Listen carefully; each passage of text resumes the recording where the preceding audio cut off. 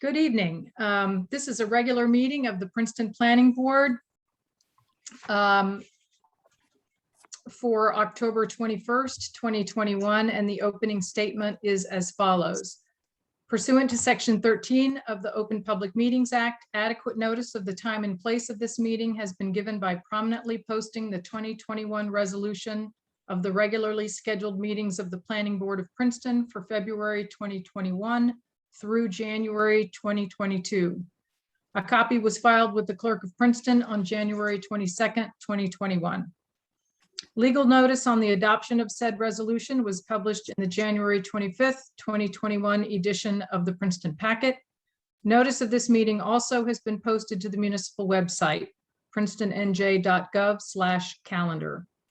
Pursuant to Executive Order 107, due to the state of emergency in New Jersey regarding COVID-19 coronavirus, notice that during the declared state of emergency, all regular and special meetings of the Princeton Planning Board will be held electronically via Zoom, was transmitted to the Princeton Packet, Town Topics, and the Times, and was filed with the Clerk of Princeton on April 8th, 2020, and again on January 6th, 2021. Please note, members of the public will have an opportunity at a specific point in the proceedings to comment and ask questions. Be aware that this meeting is being recorded. Those wishing to comment should virtually raise your hand using the raise hand button at the center of the bottom of the participant screen, or if participating by phone, by pressing *9. Oral comments will be taken in the order in which hands were raised. We ask with respect that members of the public please do your very best to limit your comments to 3 minutes. Inappropriate public comment containing obscenity or hate speech or that relate to matters that are not before the board will be muted. Ms. Phillip, will you call the roll, please? Yes, of course. Ms. Capizzoli? I'm here. Mr. Cohen? Here. Mr. McGowan? I'm here. Mr. Oakman? Mr. O'Donnell? Here. Mr. Quinn? Here. Ms. Sachs? Here. Mr. Texarney? Mr. Chow? Here. Mr. Taylor? Jack, you're on mute. There we are. Am I okay? Yes, sir. Yes, thank you. I thought And I'd Miss- made it this week. Not yet. And Mrs. Wilson? Here. We have a quorum. Thank you. Any announcements from board members or staff? Mr. Quinn? Thank you, Madam Chair. I just remind my colleagues or notify them in case they haven't opened their email that the second tour of the Lanwin site has been confirmed for Tuesday, November 9 at 2 p.m. And so far, myself, Phil, John, and Owen are signed up. Other members are invited to join us if you'd like to refresh your memory of the site, which we toured in October of 2019. All are welcome. Mr. Cohen. I'm just curious if Jerry could weigh in. Do we have a problem if we have a quorum of the planning board attending? No, I would say no, because they're actually not meeting to do business. So I think we can do that. But Tim, the attorney for Lanwin and Bruce Affron both know about this? I know Mr. Letizia knows. I'm not sure about Mr. Affron. Okay, was it arranged through Tom? It was. Carrie Okay. made the arrangements. Okay. Carrie, can you reach out to Tom? Just make sure he lets Bruce know. Well, Tom is the one that confirmed everything with me. I did not reach out to Mr. Affron. Okay, I'll call Tom then and just make sure that Bruce knows. Thank you. And it's on the 9th at 2 o'clock? At 2 p.m. Okay, thank you. Thank you. Jerry, to Wear- follow up on Wear Councilman Cohen's, boots. following up on Councilman Cohen's question, if there's a quorum of people on the tour, they shouldn't talk about this case, right? That's a very good point, Michael. They shouldn't talk about it in any event. Okay. Because it's outside the formalities of a hearing where people can be cross-examined, et cetera, et cetera. So nobody should be talking. You know, you can ask a question as to what's that over there, you know, that type of thing, but that's pretty much it. Okay, good. Any other announcements? Special meeting on Tuesday? Yes. We have a special meeting this coming Tuesday. What is the exact date? I'm sorry. Is that the 20th? The 26th, 7 26th? PM, 7 o'clock. continuation of the shopping center development. Yeah, Avalon and Eden continuation, correct. Yeah, Thank you. thank you, Carrie, yeah. Okay, then let's move on to the minutes. We have minutes for November 17th, 2020. That was a special meeting. I sent some minor edits to Carrie. Anybody else have anything they would like to mention, or would and if not, would someone like to move them? I'll move the minutes. Moved by Mr. O'Donnell, Second, by Mr. Cohen. All in favor, please say aye. Aye. Okay. Any opposed? Any abstaining? Okay. Next up, Sorry, I was absent. I abstained, so. oh, okay. Thanks, Julie. Next up, we have the continuation of the application from the trustees of Princeton University. This is a minor site plan with variance at 91 and 110 to 116 Prospect Avenue, block 50.01, lot 18. This is file number P 2121-012PM. Michael, can you start us off? Yes, thank you, Sort Chair. of set the table and remind us where we are. We can't hear you right now. Oh, man, my computer cut off my joke. I said I'll set the table, but I'm not doing the dishes, so. Well, that's what you call a smart computer, I guess. Yeah, yeah. That was You're worth right. repeating, Mr. LaPlante. Okay, here's a status report. When we last met on this, we had heard public comment on the last expert testimony for the applicant. And the next step was going to be the university architect presenting a alternate concept, something that had been thought of to address some of the concerns raised by staff, by the planning board, by members of the community and advocates such as the Princeton Prospect Foundation. So we're still set up to hear from the university architect tonight. But what's very interesting is we are going to see a different modified concept than what was planned at last time, because in the time, actually over the last 2 months, both the university, municipal officials and the Princeton Prospect Foundation have been meeting and talking and thinking about how to address these concerns and how we could come to a concept for this project that would really address everyone's major concerns about Prospect Avenue and the impacts of the new environmental sciences and School of Engineering complex on the historic fabric, particularly the Court Club. So what you're going to be hearing tonight is the outcome is quite a dramatic tweaking of the application, and it involves preservation of the affected buildings on Prospect Avenue.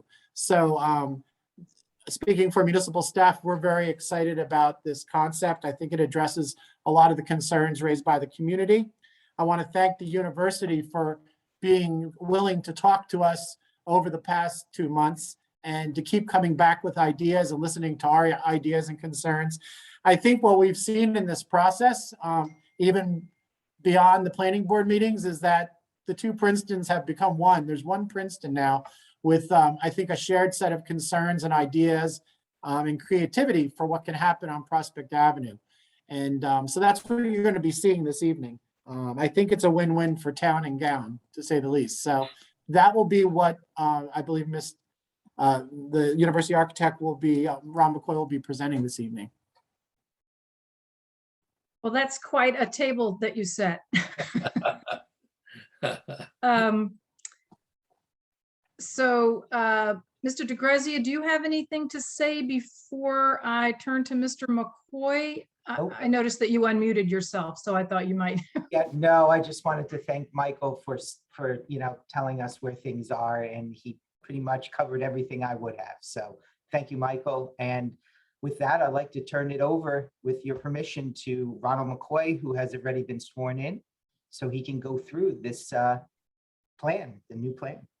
Absolutely. I'm excited to see it. Mr. McCoy? Great, and good evening, everybody. I guess given Michael's setup, I'm doing the dishes. So I think Michael has done an excellent job summarizing the status of our work together. It's involved a lot of goodwill, respect, careful listening, and constructive compromise from all parties involved with the project, and I'm happy we're here. I think the headline is that we're able to save all 4 buildings that we've been talking about throughout this project. I'm going to walk through a very brief set of slides, really very brief, that describes the proposal that we've developed with the municipal staff and with representatives of PPF. So let me share my screen. And Christopher, I think we're up to exhibit A4. So let's mark this electronically as A4. And I think this was also circulated, correct? Christopher? Well, I know it was circulated sorry. to the planning board. Yes, I was on mute. I was confirming, yes, we're up to 8.4, and it was on the municipal website. Yes, and Carrie distributed it to the planning board earlier this week. Okay. Okay, great. So I assume everybody can see this.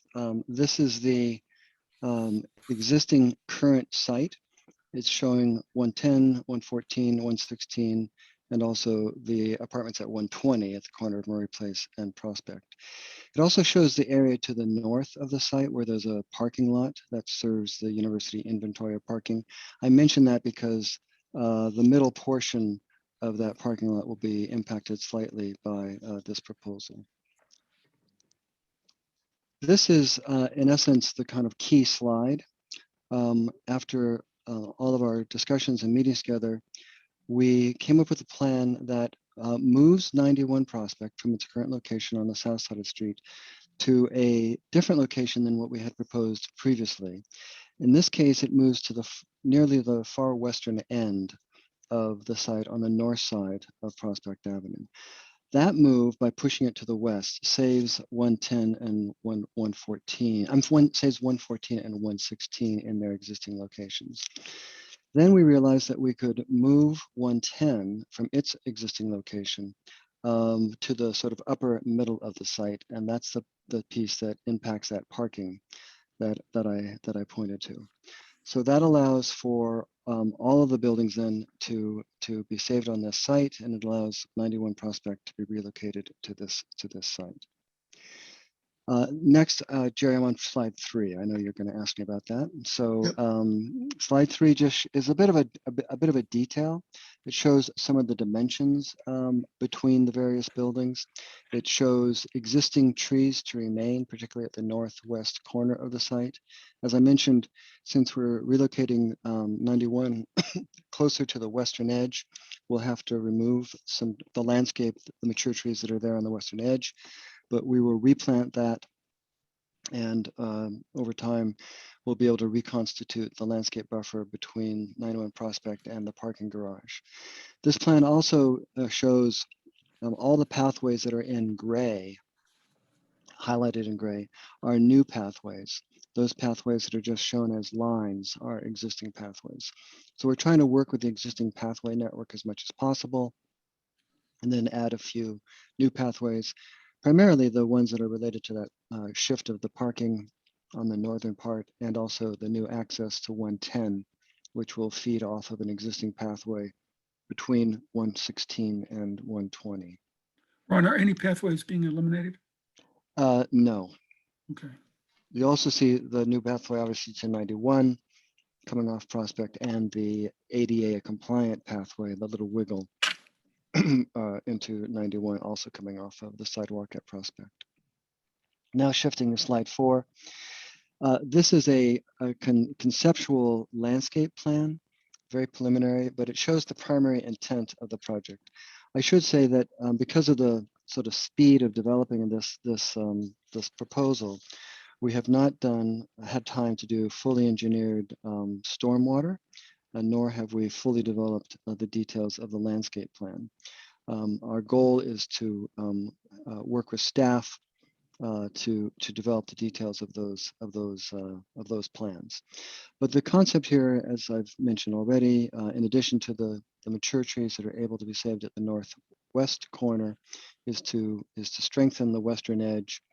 We will work with staff on the landscape leading up to 91 Prospect. We want to create some buffer between the relocated 110 and the northern boundary. That would help also screen the property from the Murray Place neighbors. And basically, I'd say generally create a site that is both respects the tradition of the street and also makes a bit of a park-like setting in which all these buildings can be seen together. This is really just for information. This is the beginning of a plan that shows the trees removed and new trees planted. This will be updated as we move further, working with staff to develop the detailed plans. That was slide 5. Now moving back to slide 3. I'm ending back on slide 3. I want to, and this could be the slide that we can talk about, or I can move to any of the other slides. I wanted to say a few other things in closing. In addition to this work that we've all collaborated on, the university is committed to the following key elements, which we think are part of the overall proposal. So it's not just the design, but it is the following key commitments: that we will support a new local historic district that's under consideration, and it will include the 4 sites of the buildings that are shown on these plans. So all of these buildings would be within the local historic district. We think that that's a stronger protection than the state and national district because it gives local authority over those houses. Nevertheless, we've also agreed that within 6 months of the relocation of 91 Prospect, the university will submit an application/nomination to SHPO requesting a boundary adjustment to the state and federal Princeton Historic District, which further strengthens the conditions of the site. And that we will rehabilitate 110, 114, and 116 in a manner that follows the Secretary of Interior standards and guidelines for historic properties. Our goal is to retain 116 as an office use, which is its current use, and then to continue to use 114. And there are 5 units in the 110 building that would be put back into the university housing inventory. And as you all know, 91 Prospect would be used administratively, and our intent is to move the Dean for Research into that building. So that really is the conclusion of our presentation. We're prepared to address any questions from the public and the board. And in that regard, I understand that Clifford Zink is prepared to speak tonight on behalf of PPF because Sandy Harrison is not available. So obviously I defer to the board, but if and when public comment begins, it might be helpful to allow Clifford to say a few words about the proposal and the work that we've done together with the municipal staff. Thank you. Ron, for the 10 units that will be added back in, that's from 110, correct? 5 units are in 110. Oh, okay. And 114 would be a standalone house. Actually, 114, I'm not sure if 114 would be 1 unit or 2 units, and 116 we're proposing retains the existing office use. I see. Okay. So, Mr. McCoy, just to sort of button that down, I assume the university is amenable to including those commitments that you just laid out as conditions of any approval. Is that correct? That's correct.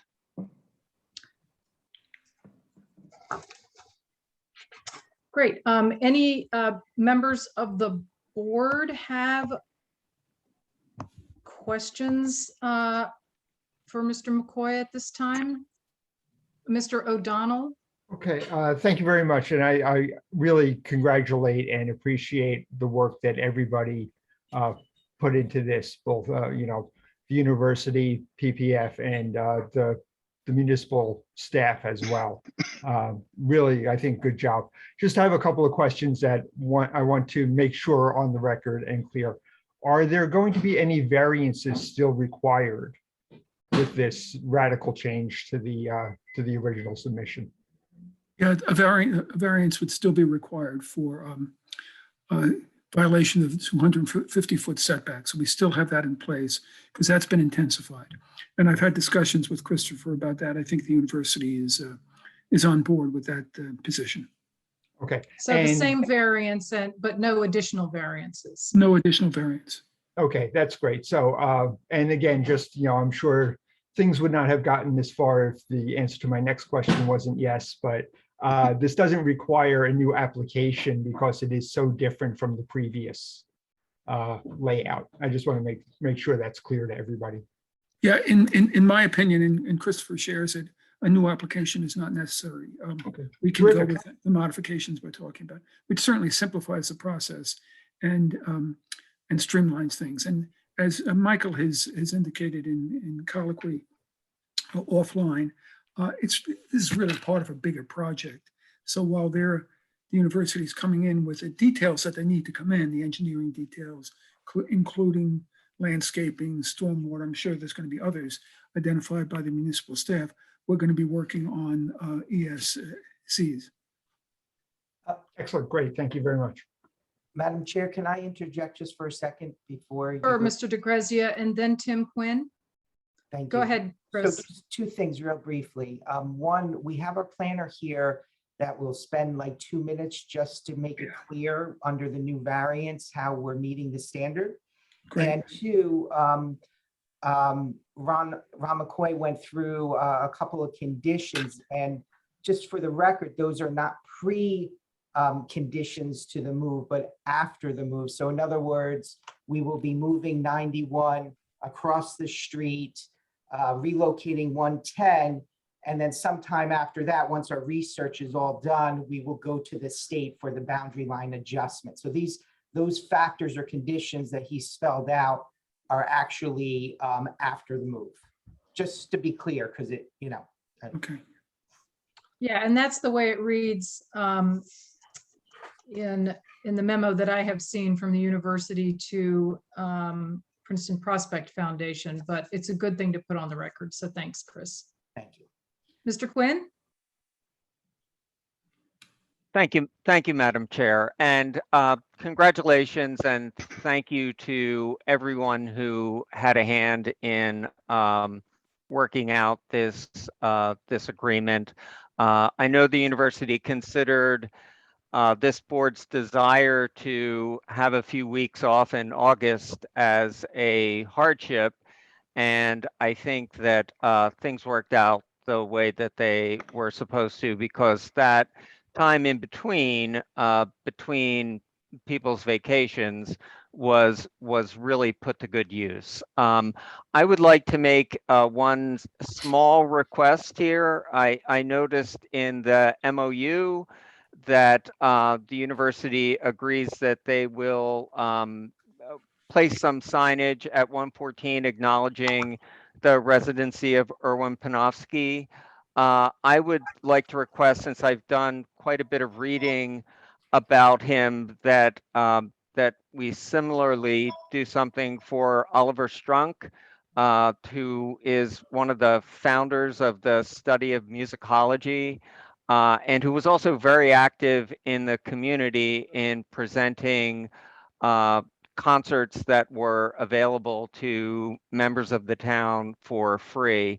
And this was during the Great Depression. So again, as a music lover, while we're honoring Mr. Panofsky, if we could find a little space for Mr. Strunk, that would be great. But thank you to all who brought us to this point tonight.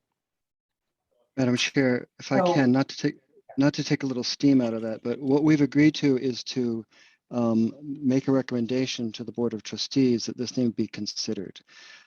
Our naming process on campus of anything that gets a plaque is a very careful and thoughtful process led by the Board of Trustees, and we are not able to make that commitment in this context. So what we agreed to do with Princeton Prospect Foundation is to put forward the suggestion of recognizing Erwin Panofsky. We can certainly add what has just been requested in the same context, but we cannot guarantee that we can do it. Sure. Thank you, Ron, for clarifying that. I noticed that you're suggesting to the Council of the Princeton University a community committee on naming, and I'm Yes. just asking that you add a name when you forward that request up Okay. the chain of command for approval. Yes. And Tim, Thank you, though, for clarifying that. the first name is Peter? Oliver. Oliver Okay. Strunk, as in Strunk and White, Elements of Style. Is that the same Strunk? He was Strunk's son, actually. Oh, okay.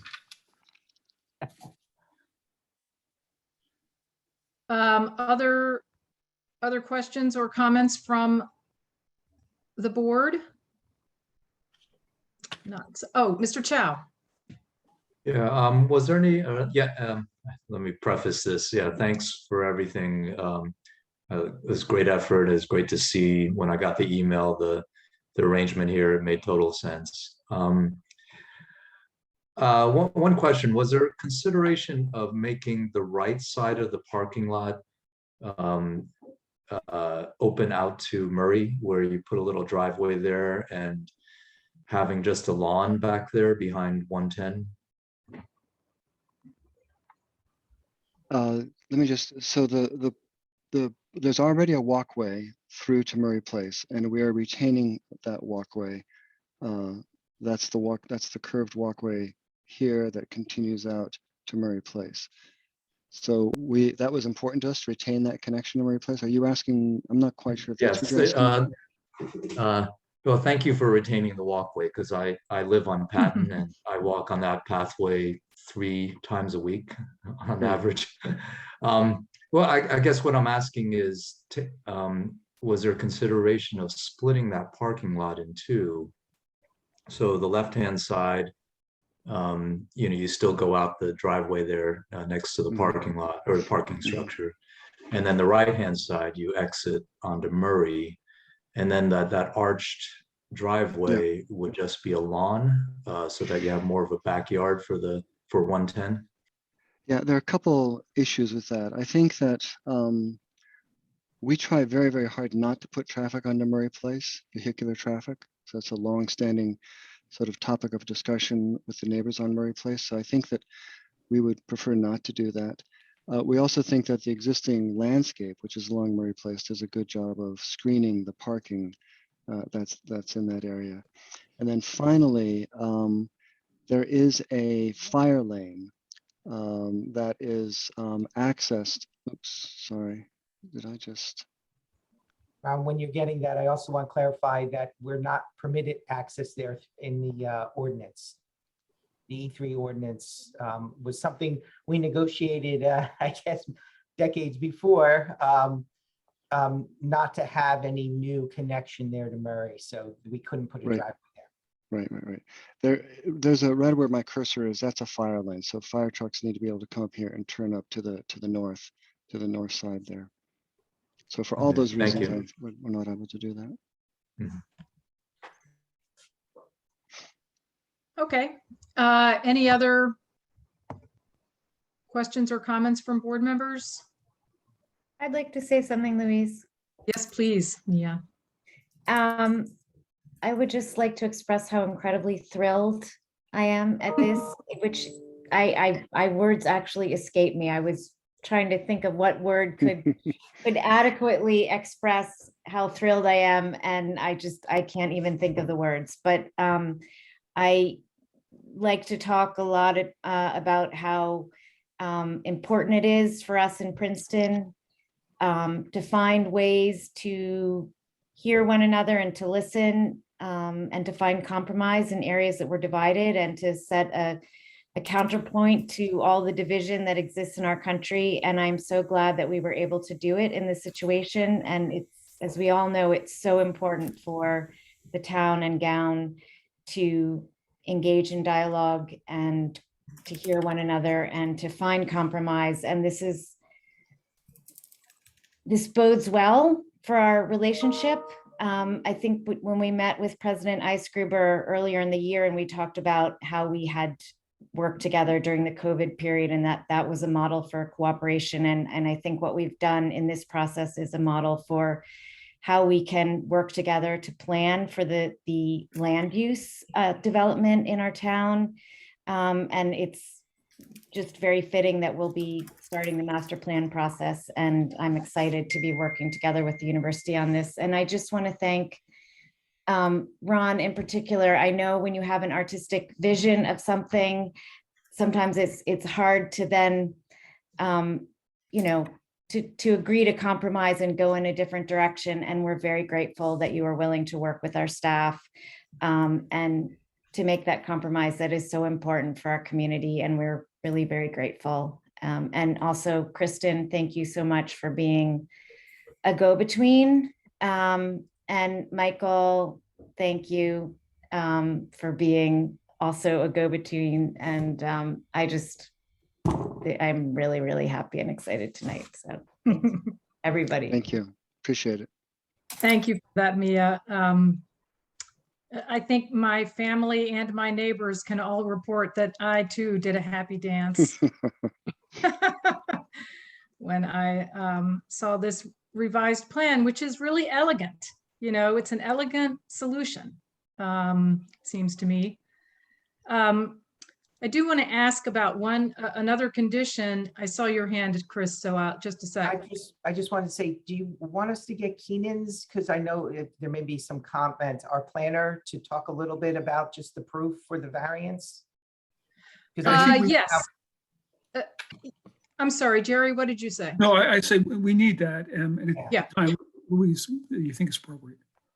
Okay, and I can come back to it, but I wanted to ask about a stormwater management because you'll need a comprehensive stormwater management plan, and I'm hoping that the university will agree to a condition such that you will do everything you possibly can to manage stormwater on site, as was described so eloquently by Nicole Holmes, I think. That's right. At the SPRAB meeting, which also was great, by the way. So I'll bring that up. I'll circle back to that, but unless you can say yes right now. I'll say yes right now. You can say yes. Absolutely. Great. Okay, so Mr. DeGrazia, can you introduce your planner and then we'll swear him in? He's already been sworn in. And he's already is been this the same plan? Okay, same of course it would person. be. Yeah, all right.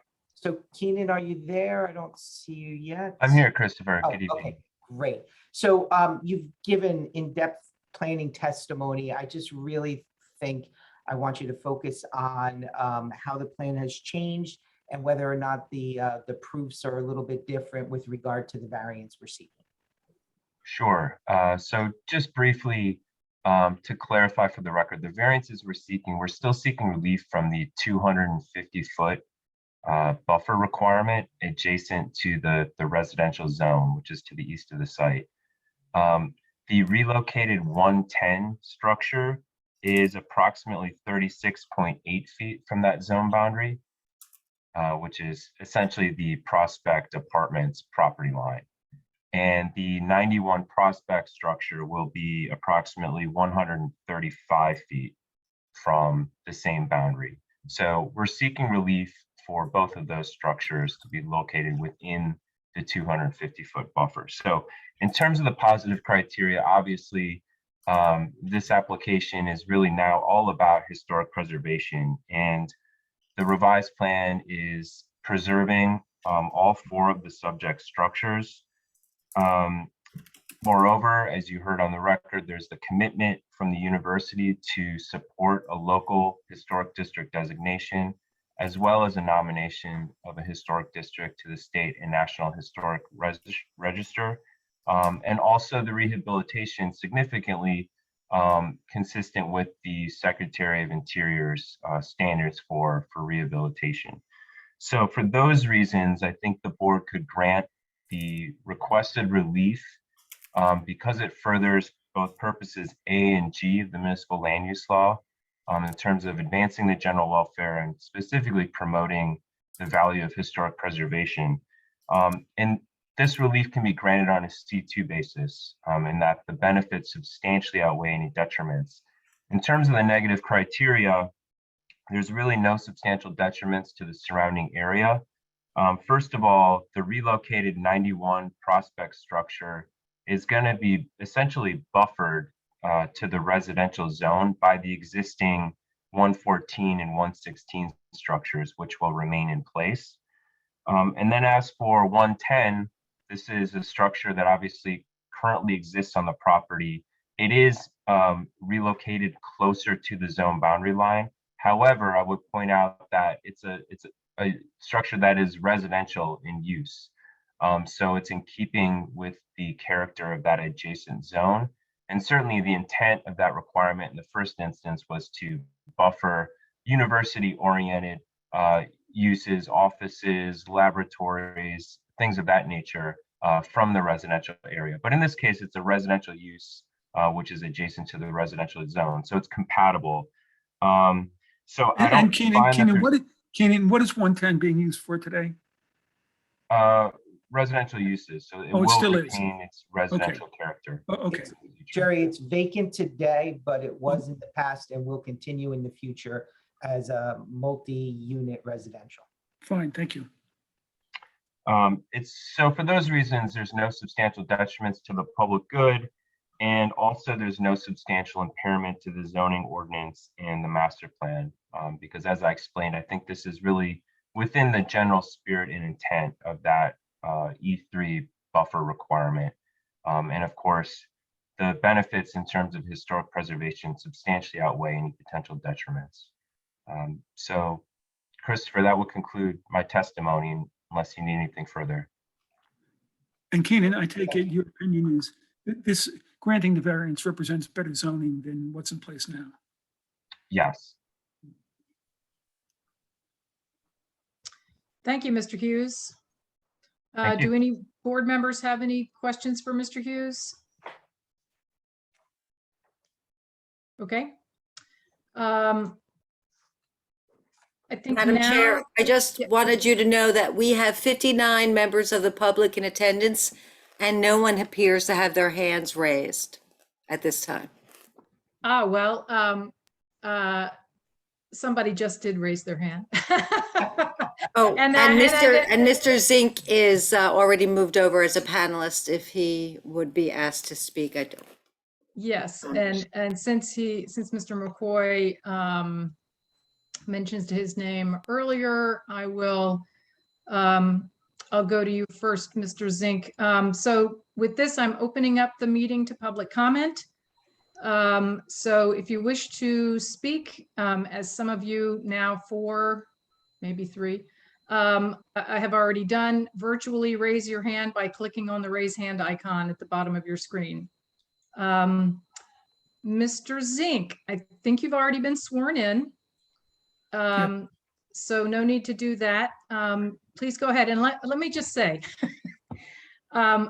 we really need to be observing the 3-minute time frame. So please keep your comments to 3 minutes. Thank you. Thank you, Ms. Wilson. We're seeing a lot of thank yous tonight, and well deserved. First of all, Sandy Harrison is very sad that he cannot be here tonight. He's at another meeting that he could not leave to come to this one. So I'm speaking on behalf of him and myself, and Carl Pettitt, I believe, is attending the meeting. He might say something on his own. So we want to thank Kristen Ron and Q Wong from the university for all the new and recent cooperation to basically break the logjam on Prospect Avenue with a substantial new plan. And very substantial long-term benefits for the preservation of Prospect Avenue. I also want to thank you, Ms. Wilson, and the rest of the planning board members and the staff, Michael and Elizabeth Kim from Historic Preservation. Everybody has been so open to community participation in these meetings and giving the community an opportunity to speak. And so thank you for that openness. I also want to extend a large thanks to all the people that participated in the efforts for preservation on Prospect Avenue, loosely termed the Save Prospect Coalition. This was a spontaneous rising of people in the community who were interested in seeing a better outcome on Prospect Avenue. The petition, which now has more than 1,700 signatures, the eloquent testimony from members of the public who spoke, the many letters that were written to the local media. Nobody was interested in impeding the university. Everybody was interested in seeking a better outcome for what the university was proposing to do. So Ron has already gone through the 5 points of the memorandum that he has, that we've negotiated with him and Kristen and Q Wong. So we requested these 5 points, and the university team has been very gracious in accommodating our request and going back and forth and negotiating some language, et cetera. And we think there's going to be very excellent long-term benefits for the community and for preserving Prospect Avenue, for Princeton, for the town, and obviously with the historic district, with the National Register district, with the plaque to the notable faculty members who were there, and also with some adjustment to the proposed landscape in front of the Theorist Pavilion. So it's not only serves the university purpose, but also is more compatible with the historic streetscape. Thank So you. we look forward to working with the university and with the planning board and staff to finalize all this. And based on the memo and the new plan and some of the testimony tonight, we support the university's variance request to undertake, as this plan indicates, on Prospect Avenue. Thank you. Thank you very much, Mr. Zink. Thanks for all your work as well. Yes, thank you, Clifford. I omitted you, but you deserve tremendous thanks. Thank you.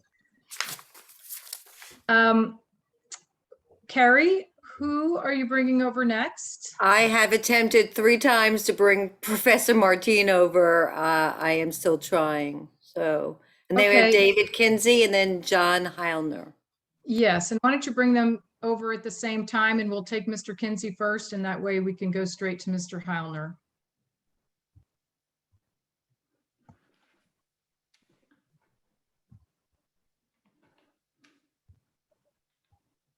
I'm so sorry, it's not working. I'm not able to move the professor over. Oh, I have it. Okay. Thank you. Attention.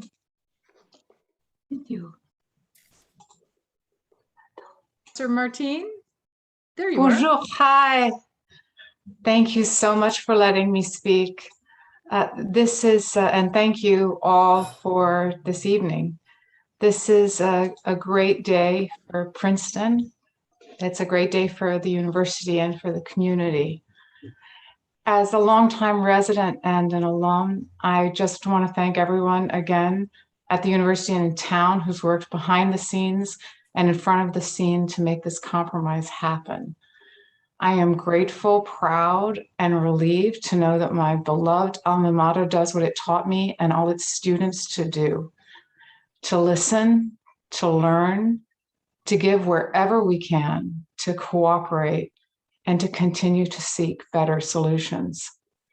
This arrangement is both the right thing to do and the reasonable thing to do. It's also the aesthetic thing to do. And it's heartening to know that Prospect's historic buildings will be restored to their former and inspiring beauty. It honors our cultural and human heritage while providing the structures necessary for future scientific innovations. I hope that 110 and 114 will be honored with plaques for their important roles in Princeton's history, and perhaps even that 114 will someday again be home to thinkers who are also refugees. In any case, I'm so gratified that the Theorist Pavilion of the 21st century will look across the street upon the Theorist Parlors of the 20th. Congratulations to all. Peace on earth begins in Princeton. Thank you. Thank you, Professor. Thank you. The next person to speak is Mr. David Kinsey. Good evening. I too join in the thanks and congratulations to all. When I testified in June, I raised a number of objections to the university's variance application. I am delighted to say that I, as a professional planner, concur with the analysis by my colleague, Keenan Hughes, that the amended application does indeed qualify for the C2 variance. In particular, the third prong of the test under the municipal land use law is that, quote, the benefits of the deviation would substantially outweigh any detriment, close quote. And the benefits here are fantastic. It's preserving and renovating and repurposing, reusing all four historic structures, the local historic district, the change to the National Register district. All of this is good and good for our community. Taken together, these elements clearly benefit the community and constitute, quote, a better zoning alternative for the property, which is what the New Jersey Supreme Court required for a C2 variance in its Kaufman versus Warren decision in 1988 that I cited in my original testimony in June. So, Madam Chair, that's it. Less than 3 minutes. Thank you all. Yes, well under 3 minutes, like 1.5. Thank you, Mr. Kinsey. We really appreciate it. Okay, well, before we mention the next person, we have John Hallner, Kip Cherry, and Carl Pettitt are the remaining people. So, Mr. Hallner, it's your turn. Great. Go right ahead, Mr. Hallner.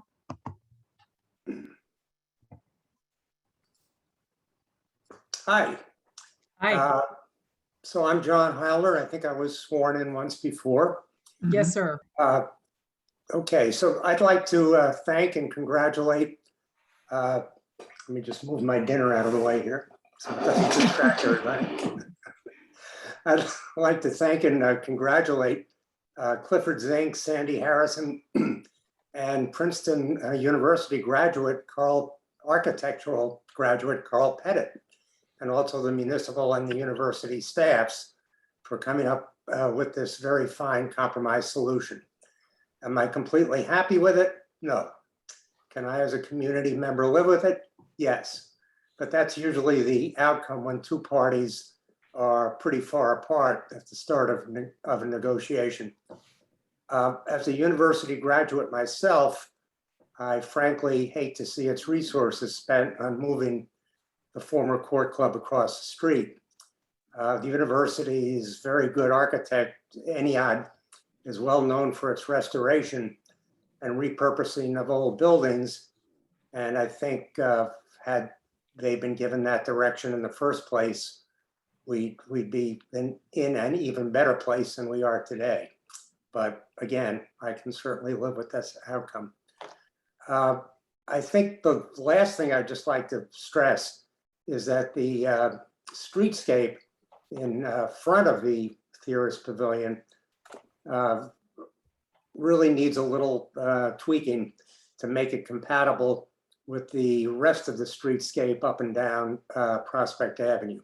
So I very, very sincerely hope the parties can work together to do that and to have sort of the same front of the new building, at least from the sidewalk to some distance back, look more like the rest of the block.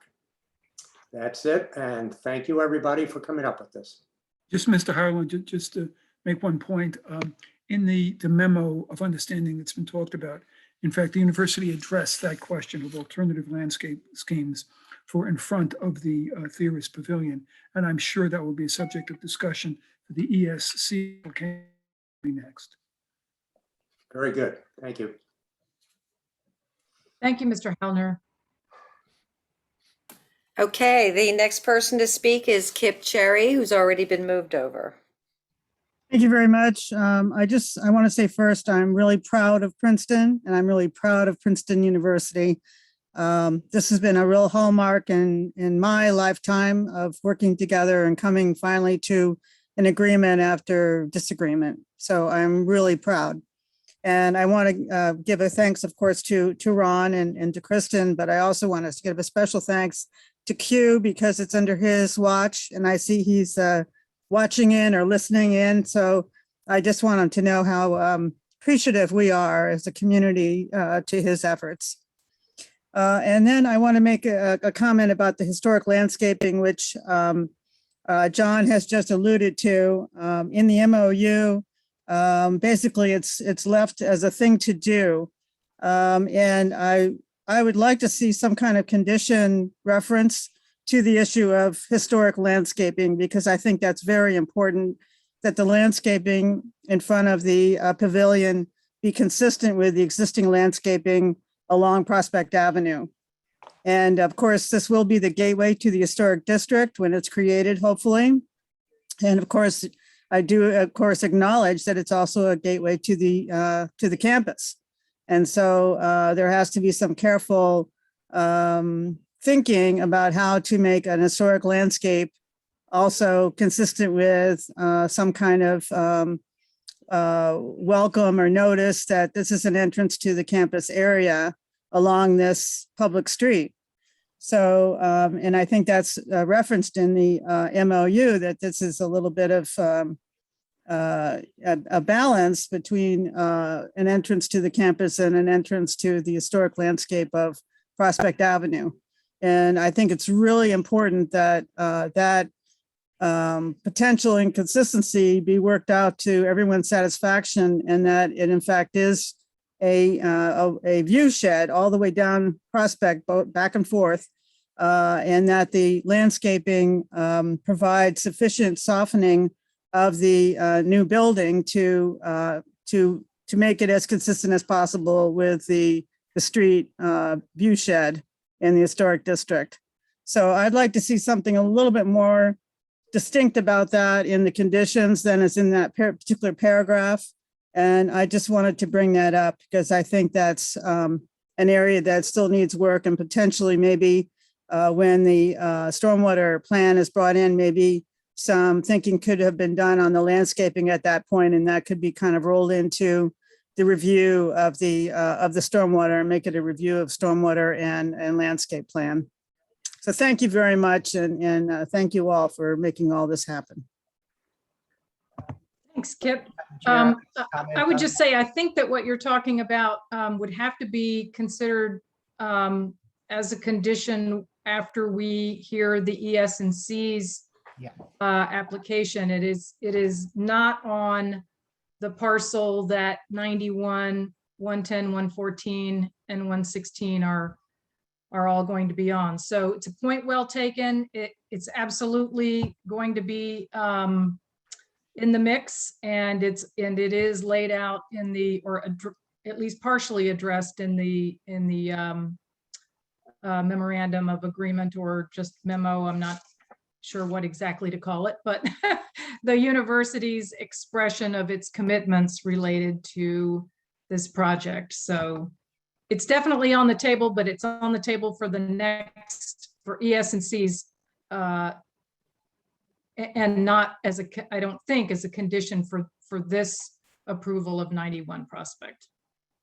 Well, I'll just comment that the historic landscape aspect also is applicable to the houses across the Yes. street too. So the Yes, whole yes, it is. area needs to work as a consistency. Thank you very much. Good. Thank you. Carl Pettit is next, and I moved over one more individual, James Bash. Mr. Okay. Pettit?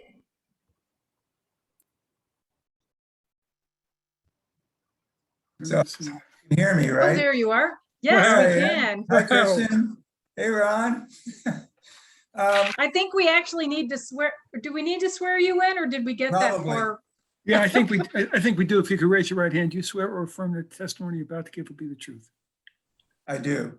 So sworn or affirm. Please state your full name and Thank spell you. your last name. My name is Carl Pettit, P-E-T-T-I-T, and I'm a member of the Princeton Prospects Foundation Board. And in Sandy's absence, I just wanted to pretty much reiterate what Clifford said in his introductory remarks. We've worked very closely with the university over the past, I'd say, 6 months, looking at alternatives. In our last meeting together, I think we were quite happy to see the compromise that's been put forth, and I really sincerely mean that. What's been created is a grouping of historic buildings that have a lot of meaning, not only as architecture, but as historic places of distinguished professors. And I think that in future years, there'll be other like professors who would clamor to be residents in these houses. It'll be a lovely little historic cluster, and I look forward, as Ron mentioned, working collaboratively on the site plans of these two sites, both on the north side and the south side. Just because of your fault? Yeah. Yeah? What? I think somebody needs to put themselves on mute if there's background. Oh. Go right ahead, Mr. Pettit. Okay, so regarding the landscape, it's really an interesting study because a number of things. The gravel that's between the sidewalks and the curb west of Odin Lane doesn't exist east of Odin Lane, and there are other issues about the treescape that we're going to be addressing in a sort of parallel project with the university, which is a streetscape project. So I look forward to working with the university very much about that. And I thank Ron and Christian for where we've come to date very much. And I support this application. And the gravel, Carl, you're talking about is a gravel on the south side of Prospect along the tree strip, correct? Yeah, it's also on the north side of Prospect, but it stops at Odin Lane. Okay. Yeah, that's all I'm saying. I mean, it's only part of the future consideration of the streetscape details, so. Thank you. Thanks very much. Okay, so the last individual I have is James Bash. Mr. Bash? Hi, good evening, everyone. As long as I've lived in Princeton, I've always adored Prospect Avenue. I felt very lucky that we have this beautiful and historic public street for the community to enjoy.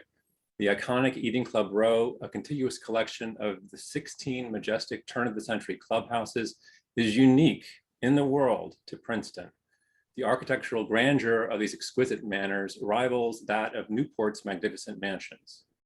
The three Queen Anne Victorians are the avenue's oldest buildings, and they tell a different story, a story rich in the humanities and the lives of the brilliant thinkers and refugees who lived and worked in them over the past century. And their graceful presence completes Prospect's history, one not entirely about eating clubs. Author Barksdale Maynard called Prospect, quote, the most beautiful suburban street in America, unquote. So I really want to thank the university for listening and taking into account all of the feedback received from the community on the original plan, and then working together to achieve a better outcome, one that is a win-win for everyone involved. And I want to thank the planning board and the municipal staff who have worked so long and hard on this. But most of all, I want to thank the hundreds and hundreds of local residents, university alumni, and other community members who stepped up, spoke up, wrote online and in the media, made public comments here and elsewhere, and talked to their friends and neighbors. All of these people who knew there must be a better way. And after a lot of constructive conversation and collaboration by all parties, I think a better solution has been found, and one that I hope folks can be happier with now and in the future. So this, our one-of-a-kind jewel in Prospect Avenue, is obviously something that's pretty important to people. And I'm thankful to everyone who was part of this process, because clearly your voices make a difference. Thank you. Thank you very much. No one else has their hands up, Madam Chair. Okay, last call for anyone who would like to address the board during this public comment. Okay, seeing none, I'll close the meeting to public comment. And let me just do something else here. Okay. So are there any last comments or questions from board members? I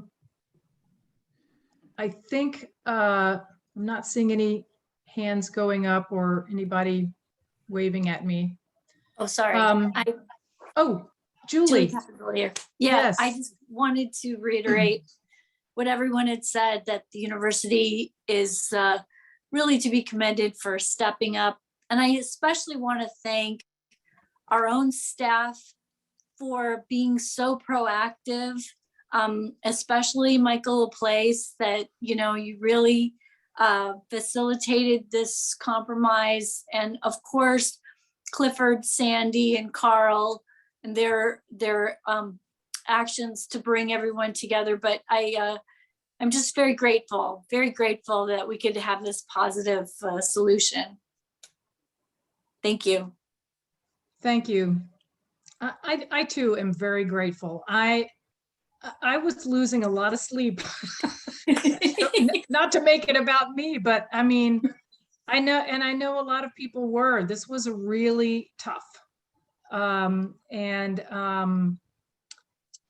So I too thank our staff. I mean, Michael Laplace started bird dogging this in late July, early August, and with the blessing of the officers and executive committee, you know, went on the hunt for a solution. And of course, Bernie Vozdovic, am I pronouncing his name properly? The municipal administrator was really helpful. Princeton Prospect Foundation, as people have mentioned, and this broad coalition of Princetonians who were such effective advocates, including those who testified to this lesser known history of the little, well, not all of them so little, but the smaller Victorian houses, and the Historic Preservation Commission, and of course, Vice President Wong and Ron McCoy and Kristen Applegate, who I know was right in the mix all through this. And finally, Chris DeGrazia and Jerry Muller, who worked in these last few days to really button things down. So that I set a timer for myself, and I'm done. Shouldn't go over 3 minutes. No one ever thanks the Okay, so I do want to, I see your hand, Mr. Laplace. Oh, this is making noise. Sorry. I do want to go over conditions and talk about, you know, what exactly we're doing tonight. My understanding is, I'm sorry, you go ahead, Michael. Yeah, Madam Chair, I didn't want to break the flow later. I just wanted to add to something that you and everyone had said. Everyone's been very gracious with their thanks. And I wanted to add to the term municipal team because it was so many people. I mean, the zoning officer, Derek Bridger, our land use engineer and assistant municipal engineer, Jim Purcell, has not only been working so hard, but he's going to have a lot of work ahead of him with this amended site plan. So I really wanted to make sure everyone knew. And Elizabeth Kim, our historic preservation officer. And I want to say, and thanks to Julie as chair, the Historic Preservation Commission took a very strong stand on this project. And I think it really helped sort of change the conversation. It really was important. So I want to thank the HPC as well. Yeah, thank you for that. Good. So let's go over conditions, and these would be conditions of an approval that after we go over the conditions, someone would move and second. Is that the correct order of things, Mr. Mueller? Yes, exactly. Okay, so I know we have the list of things that are, you know, items 1, 2, 3, and 4 in the university memo. And then there's the stormwater management condition to manage stormwater on site using green infrastructure. And to your point, Mr. Laplace, and I think this is really important. This is going to create extra work for an engineering staff, especially that already is just buried. And I think it's important for the university to understand that the municipal staff, while of course always bending over backward to do everything they possibly can to move things along, cannot expedite review of this revised plan. And so one of the conditions obviously needs to be the submission of fully engineered new plans, and then I don't know beyond that, I guess the landscape review and review of all the elements under 10B 226. Is that the zoning ordinance that the standards have to be met under? It was mentioned in Mr. Purcell's memo. Right, we'd have to make a decision that those have been satisfied now if the board Okay. goes ahead and approves this. But just to take a slight step back, I mean, and you've covered a lot of certainly the most critical ones, Louise, which is if the board's pleasure is to approve it, they're going to have to come back in and submit a fully engineered plan. And that would include landscaping, it would include stormwater management, and it would include whatever other elements that the municipal staff asked to be included in the plans. And there's going to be, I'm sure, a lot of back and forth between the municipal staff and the university's professionals. And that would all be done during compliance review, which is not the usual way of doing it, but it made sense, it seemed to me, in the context of this application. So those are the key elements. And the stormwater management, for example, would include the green infrastructure. In terms of, let me just look at my notes.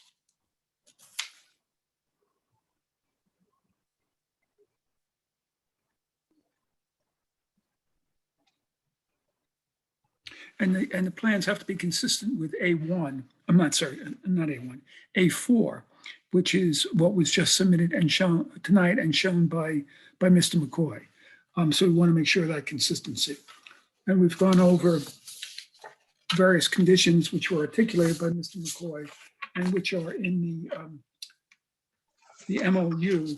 Would all the board members agree with Louise and me that the condition with respect to the landscaping alternatives for the front of the theorist building really should be considered as part of the ESC's application rather than this application? I'm seeing head shaking, so I'm assuming that's the case.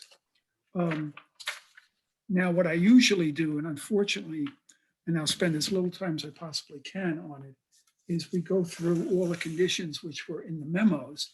Now, some of them really, and they weren't articulated as conditions, they were articulated as recommendations, and some of them really aren't going to apply anymore because of the amendment to the plan. But let me go through them. And just skip over the ones that don't apply. Yeah. Jerry, we did submit a response that's been I think it's been there since September, a point-by-point response to the reports. Right, so- We had initially marked one as Exhibit A3, but then it was Right. updated to a September 20th date. Yep. So we can mark that as Exhibit A5, I believe, for the Yeah. record. And I And had, Yeah, it was updated, but unfortunately not updated to this past report because that was just Yeah. done with, Right. this past amendment because that was just recently done. right, and I have it in front of me, and that's what I was going to run through. Okay. Okay. Minor point, this is from the engineering memo of May 17th, which is the first memo that was addressed in the report that Christopher was just referring to. It's 4.0E surface water drainage. They talk details about the manhole PB4, and some information should be corrected. So I think that should be a condition. For the engineering report, I think I could simplify it for you and just say we'll comply with all the conditions. Okay. With regard to the bike parking, just to clarify, because I don't know if this was clear, we are going to be adding covered bike parking in the north garage. Right. And I think Ron McCoy said he's taking a look at some other spots too, now that we're rearranging things a little bit. But we definitely will have covered parking in the north garage. That's not currently there right now. Okay. And Let's just I be, would, if I can just clarify that, the north garage, by virtue of being a garage, will automatically provides covered parking. So it's not new covered parking, it's parking in the garage, therefore you're covered. Other parking on site will not be covered. okay. But there will be other bike parking on site? Yes, we will add other parking. And we can review that again with the municipal staff when we submit our fully designed plans. Mr. Cohen? Yeah, I just want to point out that the way the bike parking ordinance was formulated, the university has a campus-wide obligation and no specific obligation on a site-by-site basis, other than to provide what they consider to be necessary for the specific use on that site. So, I don't think that there's a way to say, that there has to be a certain amount of covered and uncovered bike parking at these locations. Right. I'm going to put in the condition that there will be bike parking in the north garage. I'm not going to specify any numbers. And that the university, as Ron just indicated, will work with staff in terms of bike parking locations on the site itself, but it's not going to be covered. And then the Environmental Commission, which is next. I don't know that there's much here. Hold on.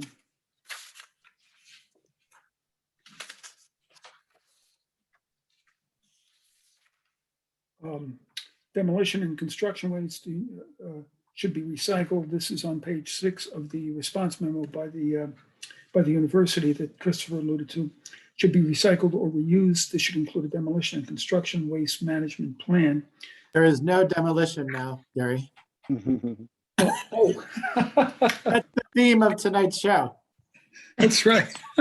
Just wanted Thank to you. note that. Thank you, Michael. You're welcome. I think. Can I just add that there will be demolition of a foundation at under 110, and we do recycle 95% of our building materials anyhow. So we're fine with. There may also be some demolition of interior materials associated with the historic Correct. restoration of Correct. the structures to be preserved. Yes.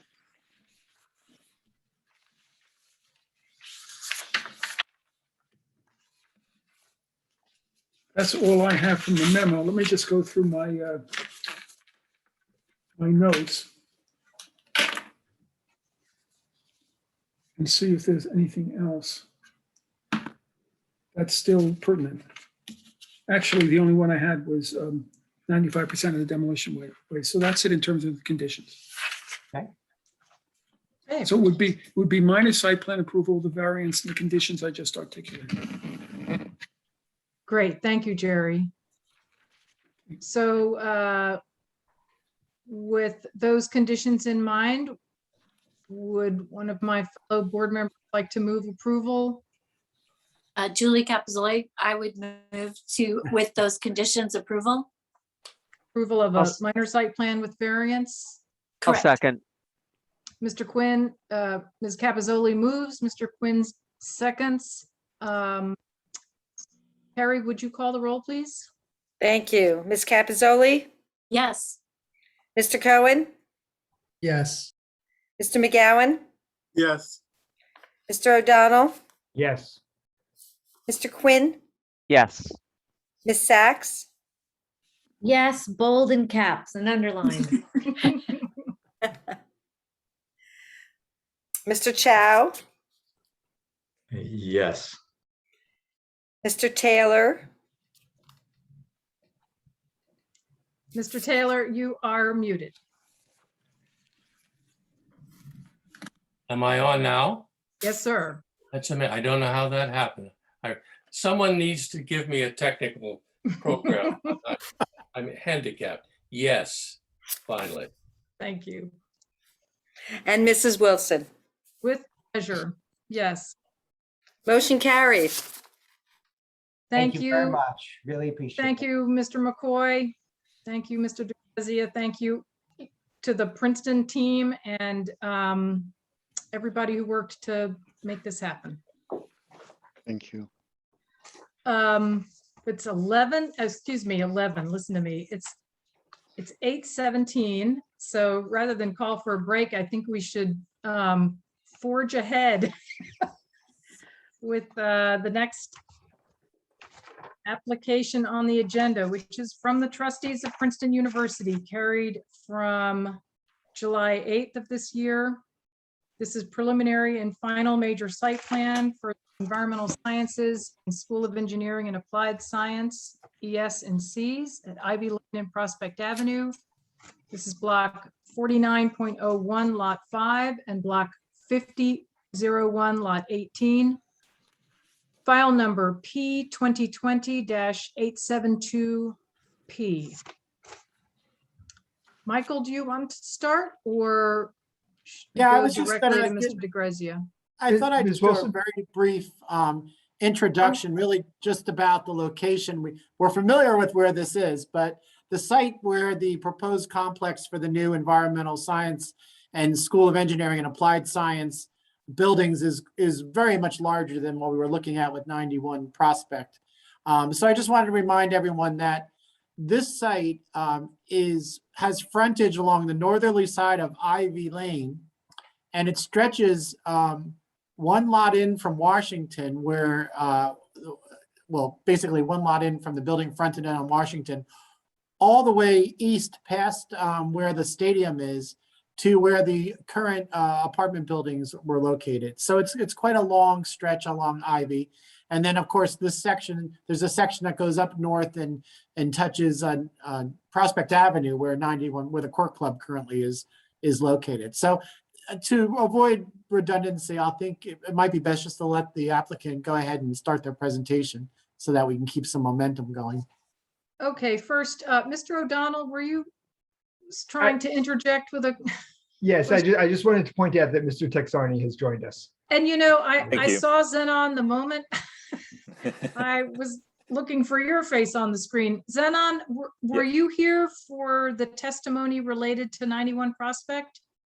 Well, so I don't know if Mia mentioned, but actually I didn't attend the previous meeting, so I wasn't able to okay. vote for this current hearing, and so that's why I didn't attend, and now I'm attending now. Okay, great. So the minutes will reflect that. Thank you. Yes, so Thanks, Owen. I'm here now. Thanks. Mr. DeGrazia. And Louise, let me just ask a question. You indicated that we took jurisdiction on June 17th and that we carried it to July 8th, correct? And that we carried it again to tonight. I actually did not indicate all of that. I just said it was continued from July 8th. So Okay. the minute should reflect we took jurisdiction June, what was the date? June 17th, and then 17th. just took jurisdiction, carried it to the 8th, and then carried it again. Right. Thank you. Go ahead, Christopher. Thank you very much. For the record, my name is Christopher DeGrazia, from the firm of Fagery Drinker, here on behalf of the applicant trustees of Princeton University.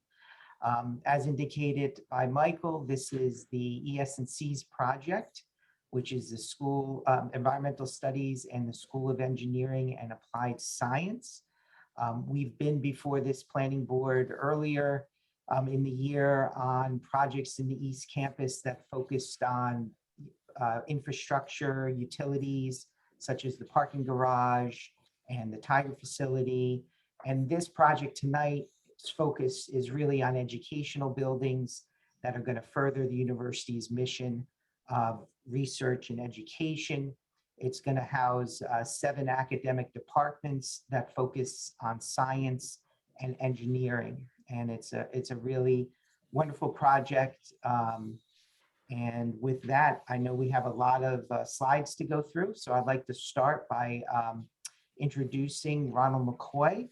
Jerry, no one's been sworn in yet, so we need to start from the top. Okay, and I know what we've done in the past is we've sworn everybody in at the same time. So why don't everybody on the university side, at least those on the screen who are going to testify, raise their right hand and I'll swear you in. Do you swear or affirm that the testimony you're about to give will be the truth? I do. So sworn or affirm. If we can go through, give your full name, spell your last name. Ron, why don't you start? Ron McCoy, University Architect at Princeton University, MCCOY. Let me see if I can introduce our team, make this go quicker. Mark Gabriel, you're next on my screen. Mark Gabriel, MARC-GABRIEL, Project Manager with Niche Engineering, Site Civil Engineer. I'm George sorry, Jacquemar. Did you say you Go were a ahead. civil engineer? Mark? Correct. Yep. Correct. George George Jacquemar, Jacquemar. BFJ Planning. I'm a principal at BFJ Planning, traffic consultant for the university. Charlie Tennyson. Charlie Tennyson, I'm the Director of Transportation and Parking Services at Princeton University. Robin Izzo. Robin Izzo, Assistant Vice President for Environmental Health and Safety, Princeton University, last name Izzo. Q Wong.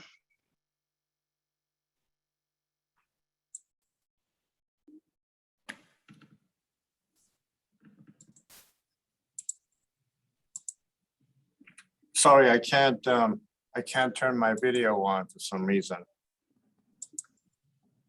Okay, let's go. I can't turn on my video. For some reason, I'm clicking the button and nothing's happening.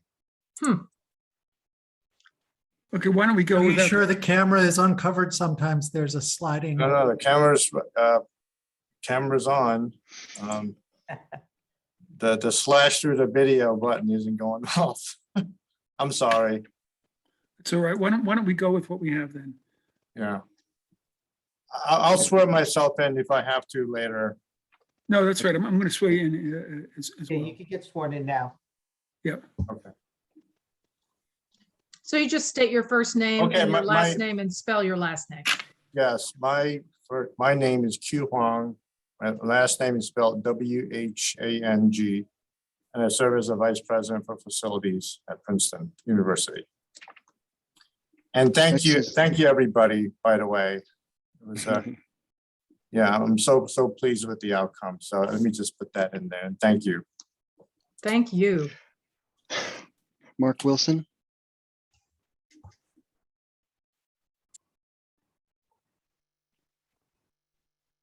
You're muted, Mark. Hello, my name is Mark Wilson, MARKWILSON. Could you give your position? I am a program executive, architect by background, project management. Okay. Tom O'Shea.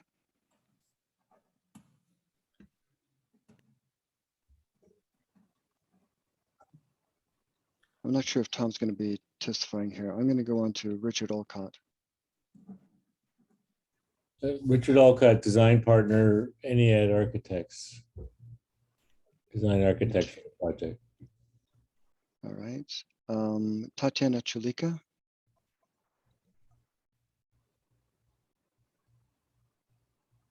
Hi, my name is Tatiana Shudika. I'm a principal at James Corner Field Operations. I'm a landscape architect. Emily Kirkland.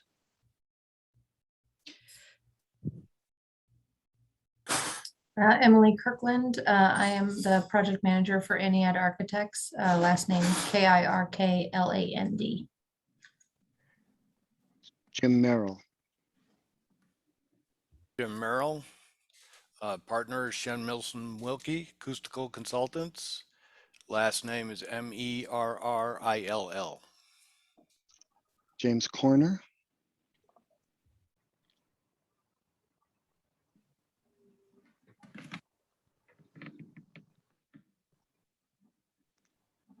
Let's move on to Molly McGowan. We'll come back to James when we need to.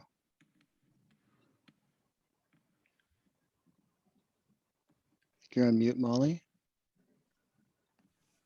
Sorry, double muted. Molly McGowan, Eniad. I'm the managing partner, and my last name is spelled McGowan.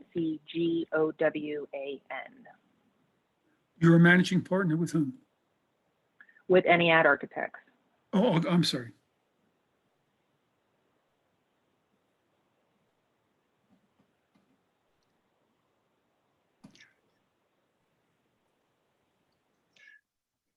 Okay, we may have missed one or two, but if when we get to testimony and they haven't been sworn in or you don't have the names, we'll ask them to do it at that time. But I think we're covered. Is James, I don't think we heard from James. Yes, James may be away from his computer. Okay.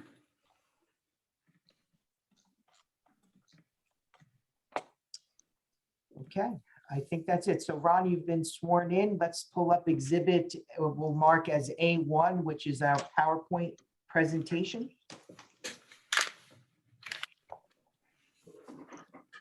Okay, hold on one sec. Can people see this? Yes. Yes. All right. So it's dated October 21st, 2021. We'll mark it as A1 and we'll refer to the number slide when we're going through. Right. Well, we're very glad to be here to present the project for the environmental studies in the School of Engineering and Applied Science. This presentation is there's a lot of slides in this one, so I'm going to do my best to keep pace and keep the momentum that we have going here. This is roughly the agenda for the presentation on slide 2. Just briefly want to give a little bit of background from the campus plan from 2026. We'll talk about program, we'll talk about some of the planning principles, stormwater sustainability, exterior materials and character, parking and acoustics. And after parking and acoustics, I'm going to continue with some discussion of exterior materials and character and show 3 short animated videos of the project. In terms of, now we're on slide 3, in terms of the 2026 campus plan, this is now finished nearly 4 years ago. This, as you may recall from other presentation, indicates from a planning perspective where the university could grow over the next 10 and 30 years. We were very purposeful about identifying opportunity sites for those 2 different time horizons. 30 years is about as long as one can reasonably plan with any reliability. We wanted to have that kind of horizon on our planning so that we would make wise decisions in the context of a longer time frame. Now in slide 4, this is a detail from the 2026 campus plan showing the neighborhood that we're now presenting here and discussing tonight, environmental studies NCs. At this time, at the time that we produced the campus plan, our purpose was to roughly understand how much capacity of land that we would need for the anticipated program. So we're not showing architecture in the campus plan. We're simply trying to understand some of the key capacity issues related to the land and also some of the key planning principles. Among those key planning principles, you'll see aspirations to have pathways through the site, particularly on the diagonal to make the site accessible. So the porosity of the site was something that was something in our thinking even in the campus planning period. Okay, slide 5 here is simply another transition slide introducing program. I'm going to briefly talk about the program, and I'm on slide 6. This slide identifies some of the broad programmatic objectives for the project. I would say this is the single most important academic initiative in the current generation of university growth. It's designed to support breakthrough research, encourage interactions. The project advances the ethos of sustainability. From our original intent, it was to create a gateway experience to the campus and also to create distinct identities for the various programmatic elements of the site. Now in slide 7, this is a bit of a breakdown of some of those programmatic elements. The project will provide state-of-the-art academic space for 7 different academic units, as Christopher said in his introduction. They are identified here. 3 units are grouped into what we call environmental studies. Those 3 groups are ecology and evolutionary biology, the High Meadows Environmental Institute, and geosciences, Department of Geosciences. Those little sort of salmon-colored dots that are sprinkled around there indicate distributed classrooms, which are part of that complex. For the School of Engineering and Applied Science, the 2 primary facilities are bioengineering and chemical and biological engineering. Bioengineering is an institute. Chemical and biological engineering is a department in the School of Engineering and Applied Science. The Commons identified here is a library resource for the entire university, but with a particular focus on this neighborhood. And it also includes some special classroom spaces. The 7th academic unit not listed here is a future academic unit, which is expected to happen in our current time horizon, which is through 2030, and that would be for electrical and computer engineering. Now in slide 8, this is a diagram of some of the campus nodes, which are sort of social hearts of the campus, and some of the primary connections that connect, as you can see through this diagonal, from the northwest and the sort of residential college neighborhood, coming through the escarpment that runs through the campus to the southwest of the Art Museum, through to First Campus Center and across to Ivy Lane and Western Way.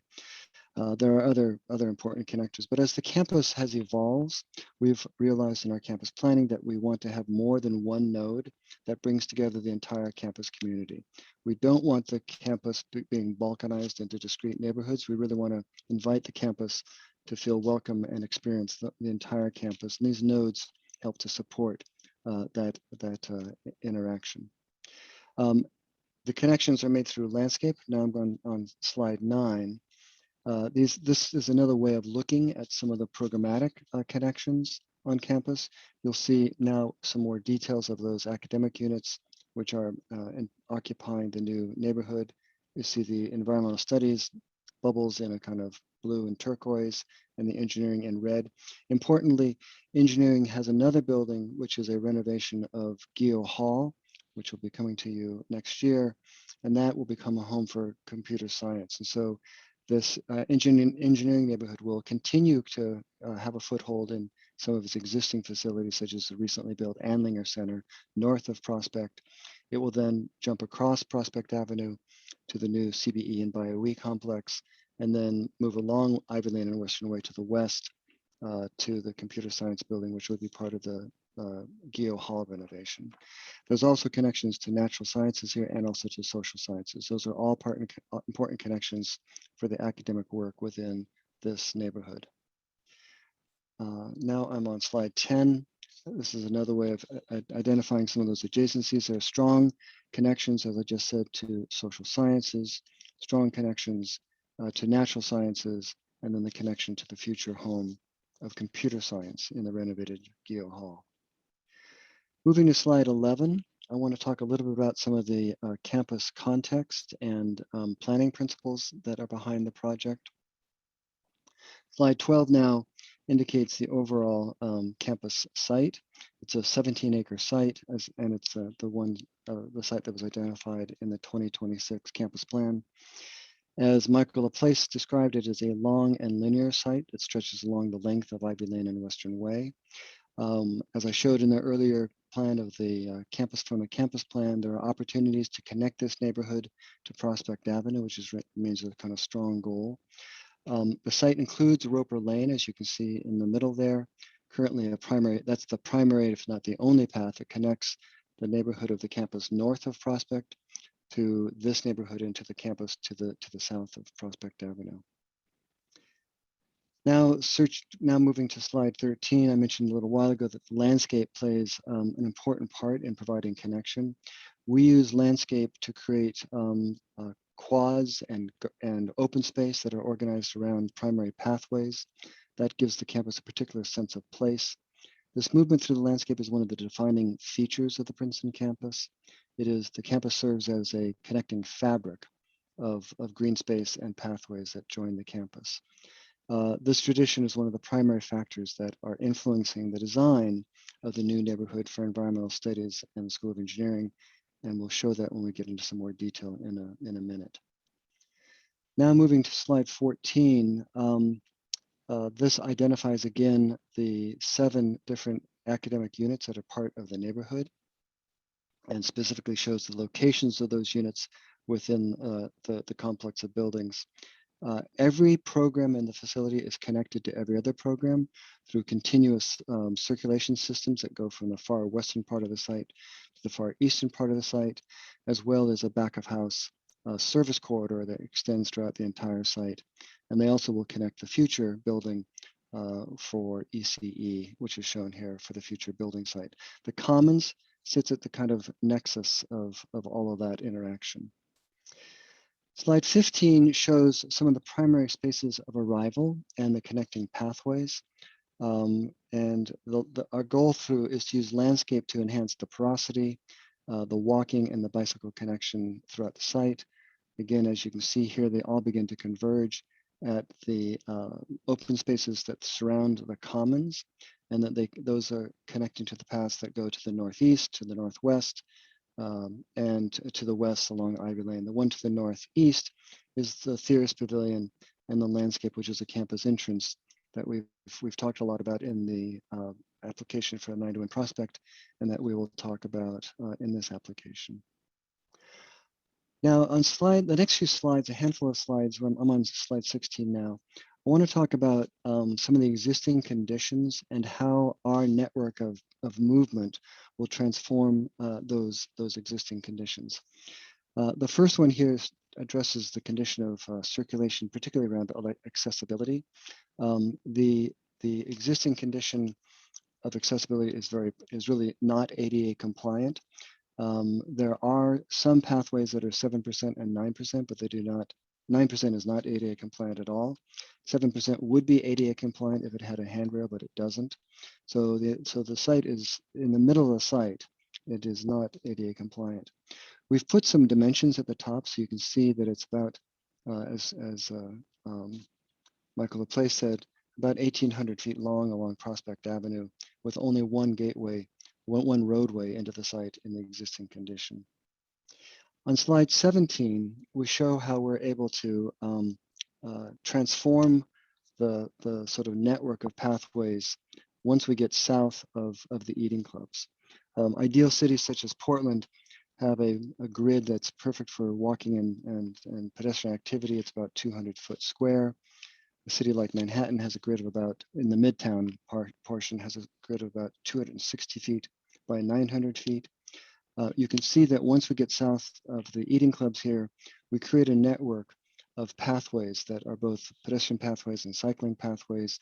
There's always accessible routes throughout this network that are about 85 to 155 feet between the sort of segments of those pathways.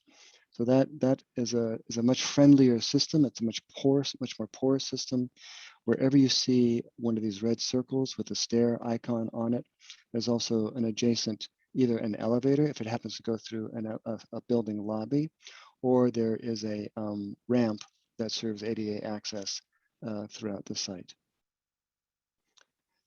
Now on slide 18, and I'm going to show the bicycle connections on the site. So again, the existing condition is a very limited bicycle access throughout the site.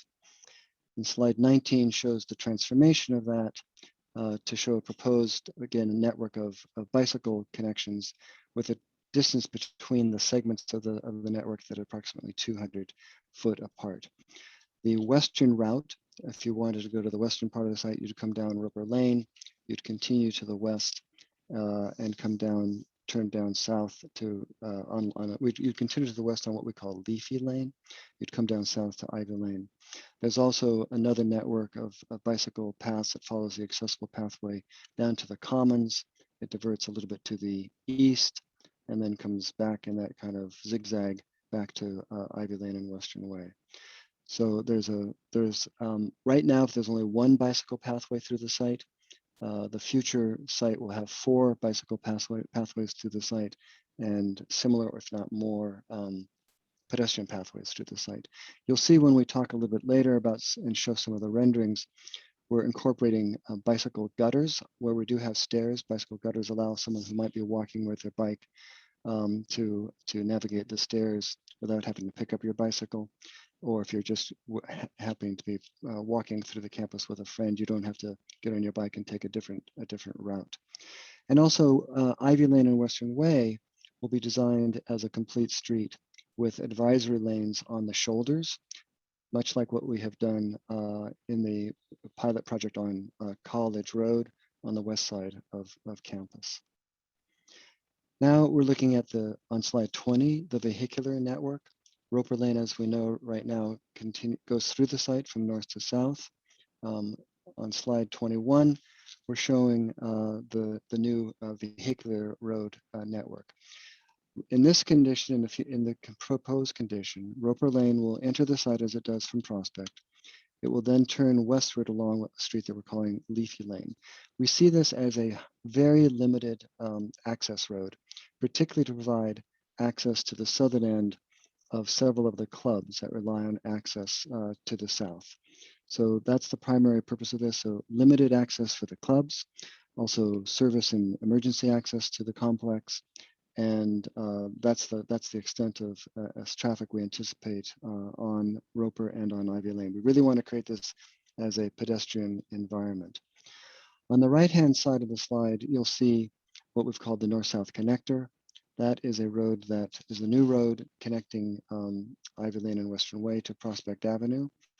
And that provides, importantly, vehicular access to the loading dock, which is at the middle of the site. And it's an underground, below-grade loading dock just south of the Chemical and Biological Engineering Department building.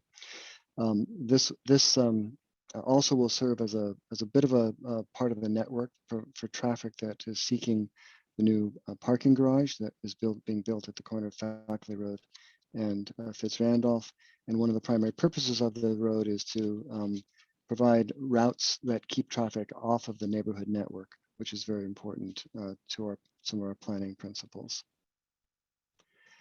Now I'm coming to slide 22. This is an important slide that talks about public open space or public gardens that are public amenities. As you can see, notably here, there are none. And when we come to slide 23, this shows the array of about a dozen open spaces that will become public amenities for the community and for the academic departments and for the university community at large, all open to the public, all located along the major pedestrian and bicycle pathways, all serving as entranceways and places of respite and introspection that surround the campus and support the academic life inside of the academic buildings. Slide 24 shows some of the issues of the material and furnishing of the site. We have a total bicycle parking for about 200 bikes throughout the complex. And you'll see they're distributed primarily around some of the major entrances and the spaces that are adjacent to those entrances. Now, on 25, I'm going to transition now here to James Corner. So we're going to hopefully James is with us and he can give his name and handle slides 25 through 32. So James, are you with us and can you introduce yourself? Oops.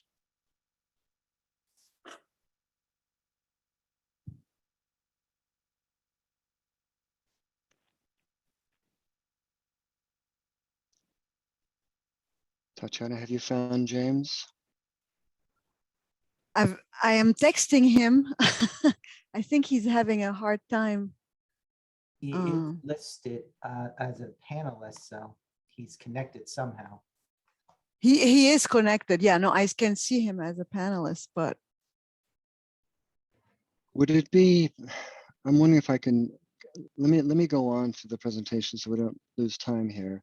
We'll come back and do landscape later, but in the meantime, Tatiana, let's see if you can make sure you find James. Does that make sense? Sounds Sure. like a plan. Okay, let's do that. So I'm gonna skip forward here to I'll talk about this slide, which has to do with a couple of the site furnishing elements. We are employing a new campus light fixture throughout the East Campus.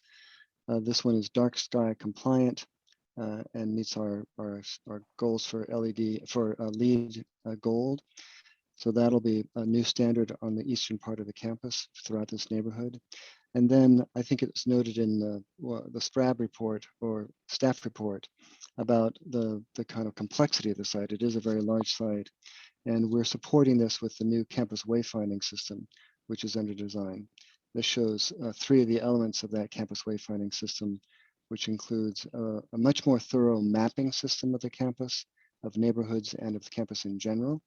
And then that little sign in the middle is what we call a nudge sign. Sometimes we find that some of our entrances are far away from where you might be on a pathway, and the nudge sign is designed to tell you that, give you directions either to an accessible route, as shown here on this diagram, or it gives you directions to a particular building entrance. Now I'm going to move on. Hold on. All right, 34 is a summary of the landscape places on the site. This is a sort of a more detailed plan of some of those open spaces that I talked about. When James gets on, he'll talk about the landscape strategy for the landscape in all these spaces. But this is just giving names to all of the public open spaces that are sprinkled throughout the site on 34. All right, now on slide 35, I'm going to transition to stormwater and sustainability. And I'm going to ask Mark Gabriel to speak on now slide 36.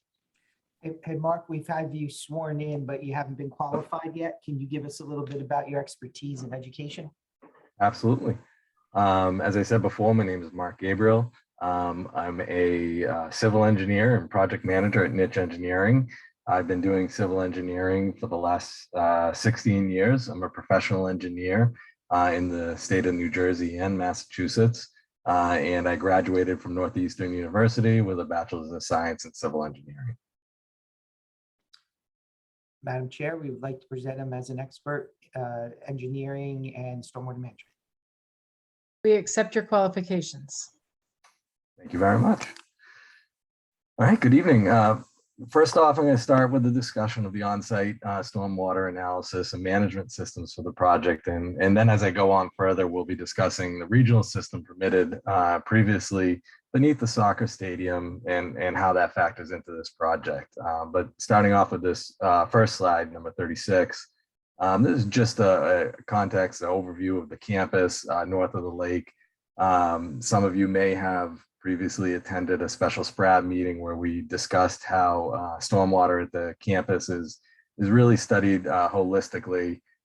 We understand when we come to projects, you know, we really need to carve out the stormwater for that particular site, show that it meets the regulations. But we do look at it from a campus perspective when we do consider stormwater design on these projects. And you'll see that tonight in regards to the regional system that we'll discuss in a little bit. So if we move to slide 37. Shown here is the existing site with the existing watershed analysis. As previously mentioned, the existing site is primarily parking lots, buildings, and grassed areas. Stormwater generally sheet flows to existing closed drainage system to 3 discharge locations. Those locations are numbered 2, 3, and 4. Discharge 2A and 2B here, they head towards the Washington Road stream. via closed drainage system in 2 locations. 3 discharges to a closed drainage system west of the stadium. And east of the stadium. Sorry, the direction north is up. And 4 discharges to a closed drainage system, then towards the East Basin. Ultimately, these discharge to Lake Carnegie. Portions of an area south of William Street near Hoyt discharges via a closed drainage system that connects into watershed 2, and that's that light gray area up there, which is factored into the analysis. On-site soils analysis and geotechnical reports indicate a predominant presence of D-type soils throughout this area, and there are no known water quality, best management practices, or structures on the existing site. So slide number 38. This is the proposed conditions watershed analysis, which includes the future buildings, driveways, walkways, plazas, landscape areas, green roofs, and associated utilities. Shown with the watershed analysis here, stormwater from the site is captured and conveyed through a series of multiple stormwater best management practices and discharged to similar locations as in the existing analysis, with watershed 2 going to Washington Road Stream. 3A discharges to the closed drainage system east of the stadium, and 3B discharges to the regional system beneath the future soccer stadium via a closed drainage system being constructed for the East Campus project. And 4 discharges to the closed drainage system over towards the East Basin. The next slide, 39, is used to understand the project's best management practices that were chosen for this one. Non-structural stormwater management strategies include best management practices with a focus on low impact development and green infrastructure techniques that are used to mitigate changes in runoff, promote recharge where feasible in D-type soils, and provide water quality treatment are located throughout the site, as you can see here. The BMPs for this project include green roofs, bioretention facilities, grass swales, subsurface retention, and manufactured treatment devices. The project also proposes to provide treatment to portions of Western Way that is within the limit of the work, but is not proposed to be redeveloped. The stormwater systems are proposed to be open bottom to promote recharge and provide treatment, as well as providing stormwater mitigation. The use of these BMPs prevents the generation of stormwater and non-point source pollution by disconnecting flow paths, treating and promoting recharge of stormwater at its source, and protecting natural processes while also removing the existing surface parking areas.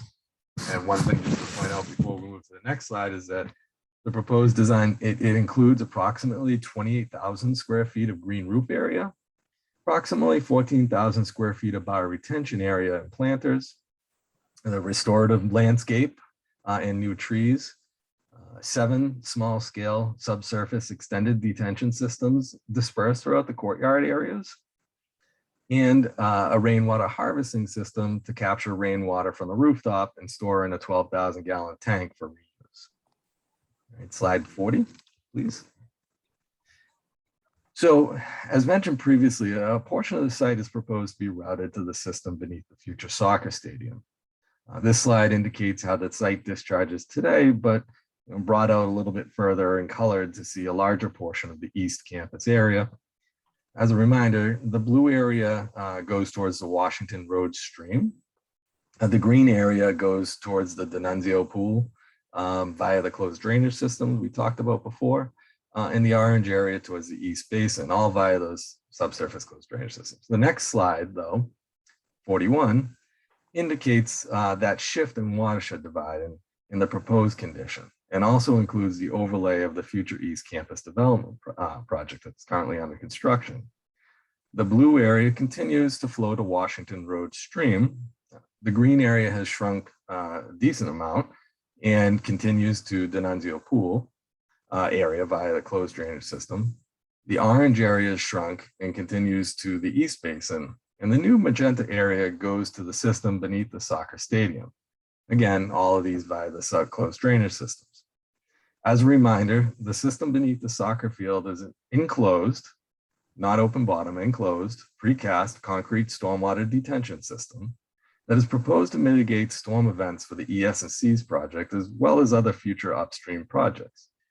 The regional system is approximately 80,000 cubic feet of storage, and the project site stormwater shown in magenta is first treated and mitigated for some of the lower flow storm events on the ES&C's site prior to overflowing to a closed drainage system and then conveyed to the soccer stadium in those larger storm events.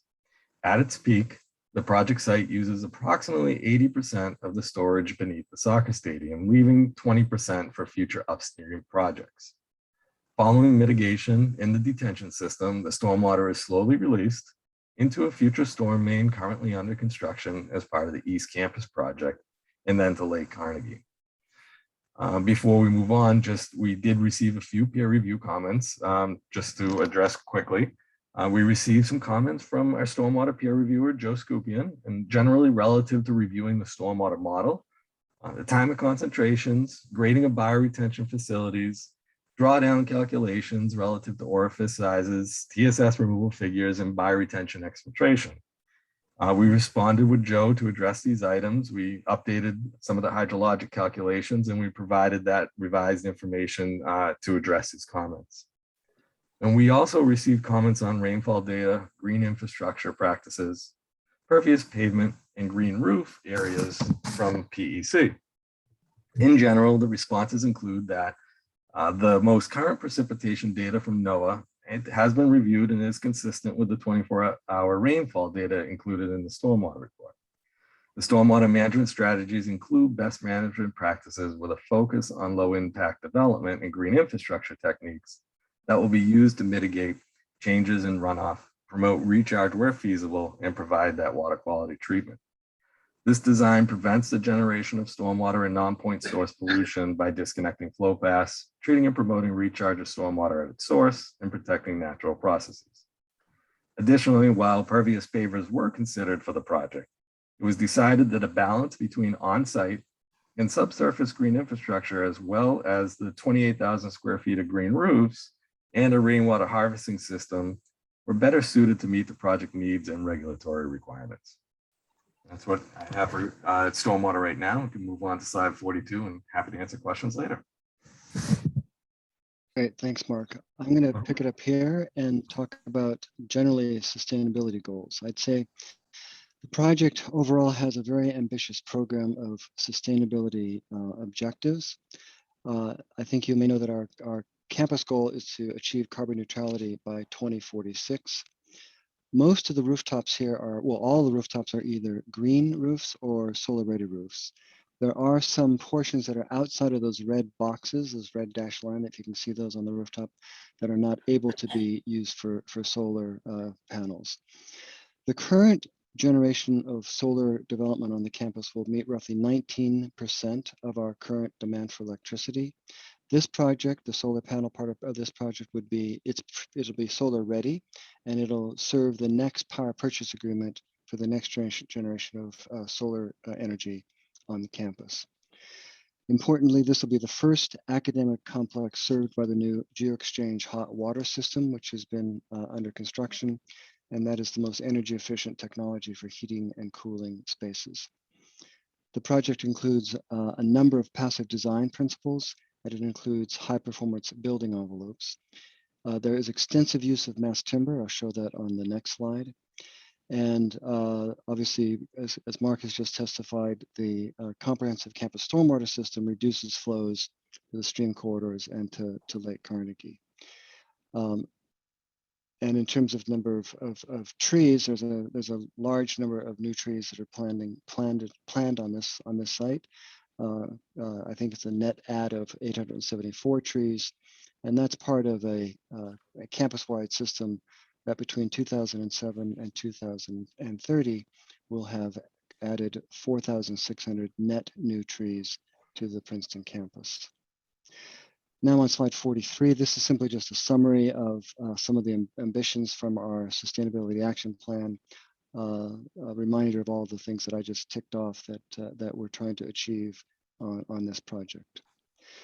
Now, slide 44 is a transition slide to the exterior materials and character of the building. So we'll go through that. Now, here on slide 45, this is an overall view of the site. As we've said, it is a large complex of buildings. It picks up traditions of the Princeton campus of kind of irregularly shaped buildings and really a sort of episodic and picturesque experience of the campus. So it's trying to break down the scale as much as possible through those kinds of shifts and bends in the geometry. It's designed for a variety and richness of experiences. It's designed, as I've pointed out earlier, to incorporate a fabric of pedestrian and cycle connections that go throughout the site that may not be apparent on this view, but at the ground level, with all the public open space, there's a rich network of pedestrian and pathways. At the end of these slides, I'm going to show some animations that'll give a better sense of the experience of the overall neighborhood. Now I'm moving to slide 46. This is a slide that talks about the particular use of structure and the materials in the structure. And the mass timber. It is a hybrid construction that has some concrete down at the base of the building that sets the sort of podium. And on top of that, the mass timber construction will be used as indicated on this diagram in the upper left, particularly at the commons, on the upper levels of the commons, and on all the levels of the office spaces that are the sort of narrow bands of space that front on to the lab bands of space. So there's this will be the largest mass timber building that we've done on the campus. We're currently doing 5 mass timber, exploring, I'd say, 5 mass timber construction projects on campus. This will be the largest of all of those. Mass timber is important in terms of the embodied carbon and helping us achieve sustainability goals. And it also is an important part of the experience because the warmth of the exposed wood and the structure is experienced by users in the building, and it's also seen from the exterior of the building. Slide 47 presents the overall palette of the materials on the exterior. The primary materials of the building are brick and stone that have been selected for their compatibility with the context of the campus and also with the context of the eating clubs. We built the mock-ups for these materials as we selected them in the parking lots that look up at the eating club so that we could be aware of that context. For transparency and variety, there are extensive areas of bird-safe glass, and this is showing all those materials as they're assembled viewing from the south in a kind of diagrammatic fashion. Moving to slide 48, this is a similar diagram from the north. The same palette of primarily brick on this side and large expanses of glass. Like all of the buildings on the campus, the material qualities are throughout. This is a building that has the same materials are toward the street as toward the backs of the eating clubs. It's a complex that really has all fronts and no backs. Many of the public entrances are on the north side and distributed as well onto the south side. Now shifting to 49, I'm going to show a few renderings of the site. These are renderings that are not particularly captured in the animations that I'm going to show. There's a key plan in the lower right, so you can see where the view is taken. This view is at the northwest corner of the building, looking into the atrium, which is part of the environmental studies complex, and particularly the ecology and evolutionary biology atrium. You can see the large expanse of glass and the warmth of the wood, which is seen through that glass. You also see the landscape in one of those open spaces, and this one is a small teaching amphitheater at the entrance to the building. On slide 50, we've come back down to looking from the south and the west along Ivy Lane to the east, and we're looking into the primary quad area that around which the environmental studies departments are organized. So this would be the entrance into the environmental studies buildings. You'll see in the far left-hand side of this slide, the brick and stone, as I said, which are typical of campus, and the large expanse of glass and mass timber, which is seen through the windows at the atrium, which is shared by the High Meadows Environmental Institute and the Department of Geosciences. Slide 51, now we've moved to the north side of the building, as if you had come down Roper Lane and moved a little bit to the east. We're looking through a kind of break in the buildings with the BioE building on the left, the Environmental Studies Complex on the right. We're looking through to the lower scaled Commons, which is at the center of the site. Again, one of the primary public open spaces is in the middle of the site. Now in slide 52, we've turned around a little bit, 90 degrees, looking to the east. We're looking at the sort of glass bridge connector to the BioE building on the right and the CBE building on the left. At the far left of this image, you'll see the Theorist Pavilion as it presents itself onto Prospect. So this is on the north side of the building, but again, it's an active series of pathways and walkways and with public open spaces on this side of the building. Now slide 53, this is a view from the north. This is the primary entrance into the campus. This is the Theory building on the left with a kind of gathering space in front of it. A grove of trees that sort of are, I think, integral to the architecture as it softens the form of the building and provides shade and a kind of gathering space for the community. On axis here, you see the primary walkway going through a portal in the chemical and biological engineering building in the distance. Slide 54 now is on the other side of that portal. We've come out through that portal on the south side of the CBE building, looking toward the BioE building on the left. This big lawn panel sits on top of the underground loading dock, and this lawn panel will become a kind of heart to the School of Engineering and Applied Science with events. It's while most of this landscape around the site is sort of wooded and with a lot of trees and shade, this is more open for the sunshine and also for the kind of events that would be hosted on this lawn as we do host events on campus in large lawn areas. Now, slide 55 is the far eastern side of the site. We're looking along the north-south connector to the west. And importantly, you'll see 3 rows of trees that help to buffer this side of the building from the neighborhood, which is further to the east. You'll see the loading dock on the left-hand side of this slide, a set of stairs going up to the plaza. We're looking through that, up to the top of those stairs, through that glass bridge that connects the BioE building and the CBE building. And importantly, we were able to get that loading dock below that plaza that I just showed you so that it's out of sight and all the loading activity happens inside that sunken loading dock area. Now on slide 56, we've come back around to Ivy Lane and Western Way. The stadium is off behind us and to our left.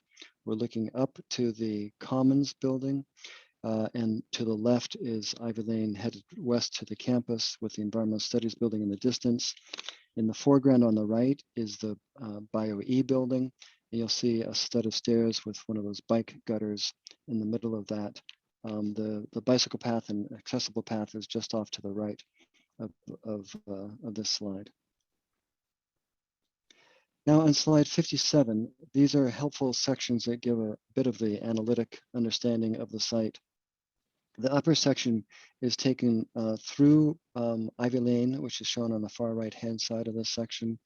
And it shows how the buildings are sort of tucked into the slope so that they present four levels facing Ivy Lane and then 3 levels and the penthouse facing to the north. The section on the south is taken with the north-south connector immediately to the right of the CBE building. On the far right is Fitz-Randolph. We're looking to the north. Bopes Hall is on the far left, and the Theory Pavilion is in the middle of the site next to the CBE building. So you can see the compatibility of the Theory building with the typical scale of the eating clubs. There's also a sunken garden here on this section.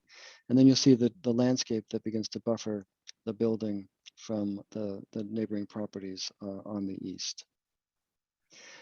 Slide 58 is a photograph of the existing condition with the new building rendered into the photograph, and it shows how with this perspective, the height of the new buildings sits below the height of the eating clubs on Prospect Avenue, so that they sit beneath that profile of the clubs, and I think that's a kind of a way that helps to really not present any kind of overshadowing of the clubs because the scale of the new buildings sits down low behind the buildings. This yellow line that goes across the photograph of the existing buildings is the silhouette of the top of the new environmental studies buildings behind this part of buildings on Prospect Avenue. Slide 59 just shows the existing conditions. So you're looking through to the stadium. So these two things you can compare the existing with the proposed development. Now on slide 60, similarly, we have a photograph of the existing condition along Fitz-Randolph looking back to the west. The yellow line is the silhouette of the academic buildings, which would be in the distance. And because of the landscape and the scale of the buildings on Fitz-Randolph, the silhouette of the building is not even apparent from Fitz-Randolph. Slide 61 focuses a little bit on the Theorist Pavilion. We've been very careful from the beginning of the project to design a building that fits with the scale of the eating clubs on Prospect Avenue. So it is set back, consistent with all those buildings. The height and width and the kind of scale of the architecture is consistent with all those buildings. And it has a landscape in front of it, which we will talk about in a little bit, and with the animations. I know that's already been a subject that people are curious about. Slide 62 now is a parallel project, but it helps talk about the context. So this is not really part of this application, but this is the project that we have talked about in other applications, particularly the 91 application, about the university and the Princeton Prospect Foundation working together to restore the street trees that were originally in the public right-of-way that you can see in all these images, particularly on the lower right, with a really grand double alley of street trees framing Prospect Avenue. So as Carl mentioned in his comments on the 91 Prospect application, we are working with PPF to restore all these street trees in the public right-of-way. We have a bit of a challenge with the overhead utilities that are east of Olden Street, but even there we can add trees to that part of the streetscape. So this will be one, I think, the defining features of Prospect Avenue in the future, as it was in the past, as you can see on the lower right and these other photographs. Slide 63 is intended to address a comment that was made at the SPRAB hearing when there was a question of what the perception of the CBE building might be above the Theorist Pavilion that's shown in the upper right. And as shown in those photographs that I showed, the montages of the existing eating clubs with the academic buildings beyond, in this case, the CBE building is set quite a distance back, 140 feet from the curb, and just the top bit of the CBE building would be seen above the Theorist Pavilion. And again, this does not show the foreground of the landscape, which is so essential to the Theory Pavilion. And the other three slides to the left and below show comparable sight lines of existing buildings along the street. And the lower the angle of the sight line, that means the lower the perception of the building. So this is consistent or lower than some of the other buildings on Prospect Avenue. Now I'm going to slide 64, and we're going to transition just a little bit to a discussion about parking and acoustics. The parking, as has been said, we are removing all of the 499 parking spaces that are on this part of the site, and those spaces will be relocated into the parking garage at the corner of Fitz-Randolph and Faculty Road. And what that does, that allows us to remove vehicles from Ivy Lane and Western Way, which also reduces traffic in the neighborhood and really enhances the pedestrian environment that we want to create in this part of the campus as the campus expands over here.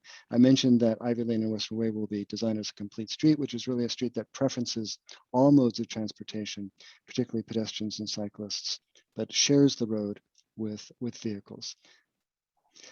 Slide 66 is a bit of a detail that shows the overall movement of parking spaces. The most important number, I think, is the net increase of assigned spaces as we remove spaces out of the Ivy Lane and Western Way neighborhood and add spaces to the new garage. The net add is 351 spaces.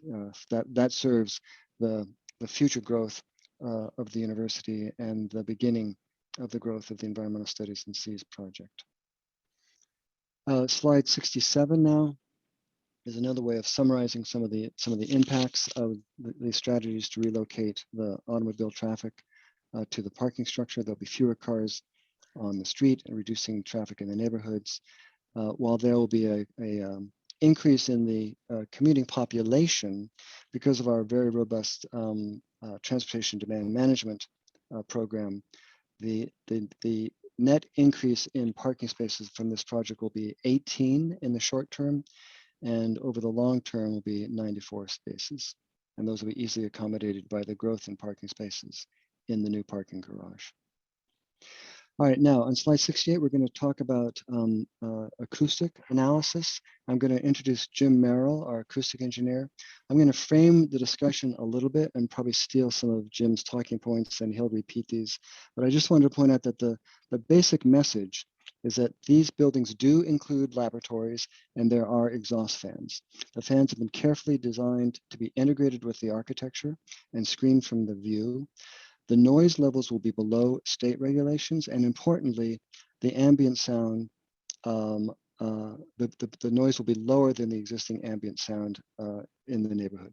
Now, Jim can jump in and walk us through the next 3 slides and explain a lot of the details behind this.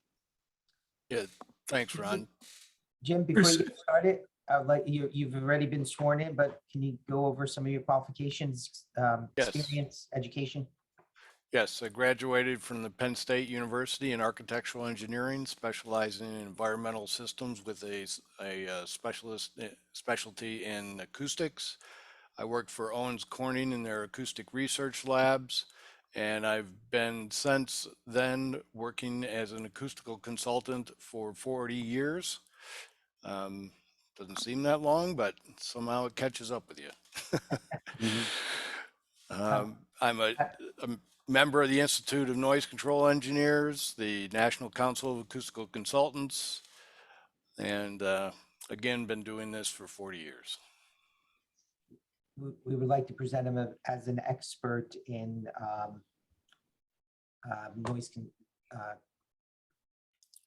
acoustic consulting. Acoustic consultant. I couldn't think of it.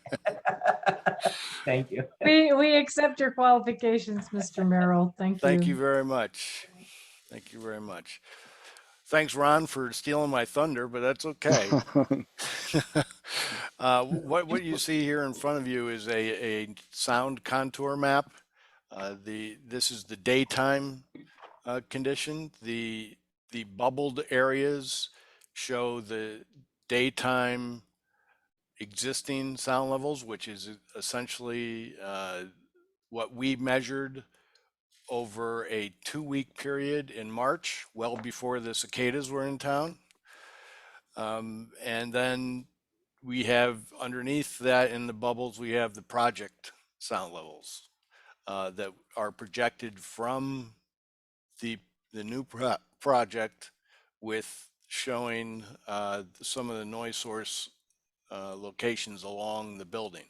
But as Ron had stated, we have found that the building sound levels will be below the existing daytime sound levels and well below the New Jersey State Noise Code. That's basically a summary of this. Can we go to the next is the nighttime? Just for the record, it's 69, slide 69. Slide 69. And it is again a map of a sound contour map. The systems in the building at night do ramp down slightly, so there are some. This is a little different than the daytime map, but again we have the nighttime sound levels that we measured at these points, and then the project sound levels, and again the sound levels from the project are at or below the sound levels at existing at night. And actually on the east side of the site, sound levels are actually getting reduced because there's a couple pieces of equipment associated with the computing center, 87 Prospect, that is fairly loud in this area and very perceptible. That's being removed, and then we're putting in equipment that is specially designed with noise control to achieve very low sound levels. So again, we're at or below the current sound levels and well below the New Jersey state code levels. And the next slide, slide 70. We also measured, went back and measured with the club fans, eating club fans operating. We couldn't get all the clubs to cooperate, but we got a good number of them to cooperate. And you will see the sound level with their fans is controlled by the club exhaust fans. It's way higher than what's going to come from our building. So when those fans are operating, that's going to be the major noise source behind this building. And that's essentially the end of my presentation. Okay, thank you, Jim. I am going to stop sharing just for 1 minute while I readjust the slides, and then I'm going to hand it off to Tatiana Chulika, a partner in the firm of James Corner Field Operations. She'll walk us through the landscape plans, and I'm going to ask Christopher if he wants to introduce Tatiana while I make this adjustment. Madam Chair, if I might suggest that we offer everyone an opportunity to stretch. I think that's an excellent suggestion. I think we're in the bottom of the 7th here. Read my mind. So it's 9:22. Let's reconvene as close to 9:30 as people can make it. Okay. Thank you. See you in a few.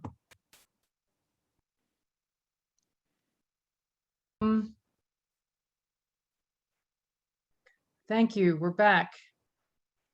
Mr. McCoy, you can introduce your landscape architect. Is that what's happening now? Right, we're going to introduce Tatiana Chulika, a partner in James Corner Field Operations Office. Christopher, do you want to say anything to introduce Tatiana? Well, first I want to go through her education and experience. Yes. So my name is Tatiana Chulika. I'm a principal at Field Operations. I have been practicing landscape architecture for 33 years. I have a bachelor's in landscape architecture from the Edinburgh College of Art at the University of Edinburgh in Scotland. I have a master in sciences in the management of natural resources from the University of Edinburgh in Scotland. I have a master in landscape architecture from the University of Pennsylvania in Philadelphia. And I have been, and that's my education. And thank you. Thank you. We accept your qualifications. Thanks. Thank you. Thank you. Okay, I'm going to share the screen, Tatiana, and ask you me, to were you going to ask Mr. DeGrazia if Ms. Chulika is licensed in the state of New Jersey? Yeah, I was just going to clarify that. So James Corner, who is licensed in New Jersey, is having technical difficulties. Tatiana's not licensed in New Jersey. She certainly has the education and qualifications, and James has worked with her and has supervised all the submissions. So just for the record, you know, there's no absolute requirement, but she is not currently licensed in New Jersey, and James, who is from James Corner, is not available due to technical difficulties. I have been licensed. Mr. Mueller, that's okay with you? And Tatiana, where are you licensed? Yeah. I'm sorry. I'm licensed. I have been licensed and actively licensed in the state of New York for 27 years, and I'm a member of the American Society of Landscape Architects for 30 years. Thank you. Yeah. I mean, some people take the position that you have to be licensed in the state. Certainly, given these circumstances, I think she's qualified to testify as an expert. Good. I'm comfortable with that too. Thanks. I'm sorry for the interruption. I was about to get that on the record. Thank you. Yes, thank you. Okay. So just to quickly speak about the landscape, what we're looking at is a planting plan, but the site is quite steep, falling from Prospect Avenue down to Ivy Lane and Western Way. And we have and this is slide 36. As you go through I'm the sorry, slide 25, slide 25. Oh, I'm sorry. Okay, as you go, ma'am, as you go through the slides, if you could just name the number of the slide. Yeah, so this is slide 25, I'm sorry. We have looked at the landscape in the context of the entire campus and also the goals of Princeton University to create diverse native communities of plants across the campus. So we have selected a very diverse number of species of trees, shrubs, and ground covers to fill the site. We have taken down, we're going to be cutting down a bunch of trees, 149 of which are over 8-inch diameter at breast height, which means that the ordinance of Princeton Township requires that we plant 174 trees, but we are planting over 1,000 trees on the site because the concept was to put this very large building within a sort of woodland community. And all the plants are native. It's a very diverse set of species. On the north side of the building, they will be shaded, so they are shade tolerating plants. On the south side of the building, they will be facing the sun, so they are species that can take the sunlight and be exposed to the sunlight.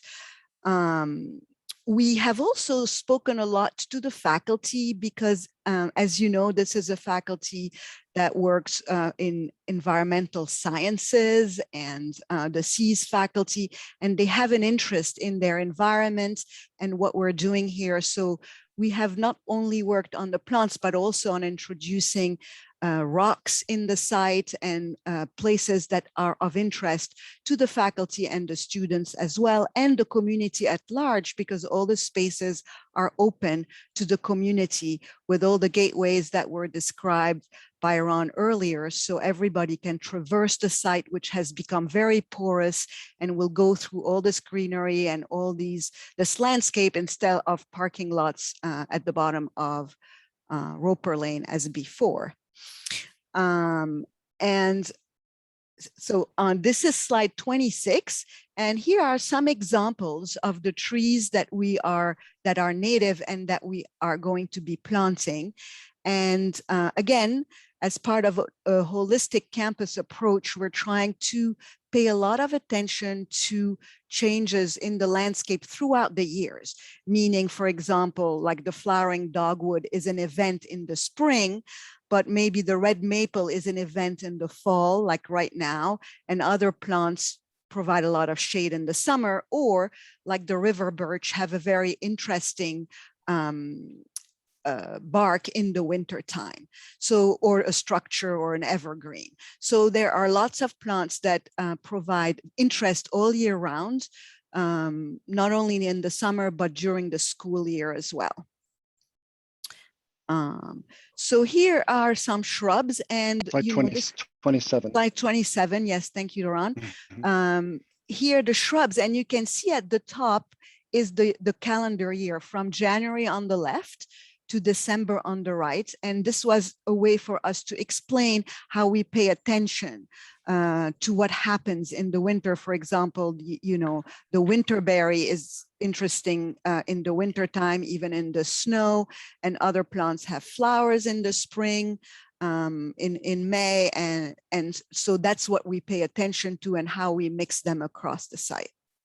We also are paying a lot of attention to the quality of the soil that we're planting these trees and shrubs in, and working with Princeton in creating a very sustainable way of, you know, bringing soil on site in large quantities. This is slide 28, and it shows that we also pay attention to the ground cover underground. The traditional planting is always one of grass and lawn and trees, but lawns are not the most sustainable ground cover. They take a lot of chemicals and water, and they also are not very porous to water. So we're trying where there's no need for gathering, like for example, on the lawn that we have south of the building. In other areas, we're trying to put a lot of ground covers that will protect the soil and create diversity on the ground as well. So here's in the rain gardens, we use plants that are very tolerant of a change in moisture in the soil, because sometimes it's very wet and other times it's very dry, because say in July it doesn't rain much. So we have we work very closely with the stormwater engineers and the civil engineers to figure out how this works and plant inside the rain gardens and a lot of plants that are very tolerant of these conditions. They're also all very native and do very well in these instances. And that's slide 29. That's slide 29. Okay, slide 30, I'm gonna get there. So along Prospect Avenue, we are planting a variety of trees as well, because we just don't want a single species of trees along the avenue, but more a variety. Also on the north side of Prospect, there are utility lines overhead, so they require shorter trees. So we're working with the university and with the Prospect Avenue stakeholders to find the best trees for that avenue along there. And also in okay, and No, this is slide 31. Slide 31 shows the shrubs and ground covers that we're putting on Prospect Avenue. So basically, yes, we understand that this is a very traditional historic avenue, and that we just need to sort of respond with plants that are traditional, but we also would like them to be native. So for example, oak leaf hydrangea is a native plant, but it's also a very traditional plant of that period. It has flowers in the fall and it has nice colors, but it is large. So on the lawn in front of the Theorist Pavilion, we have oak leaf hydrangeas, and what was shown in the previous slide was the other trees that are also more traditional and have color in the fall.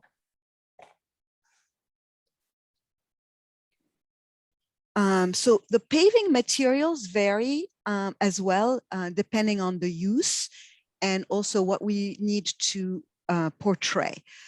So basically, this is a color-coded map. So the purple on the top shows where we are proposing to place bluestone. And then the darker purple cast in place concrete are all the areas that will be smooth and shown in cast in place concrete.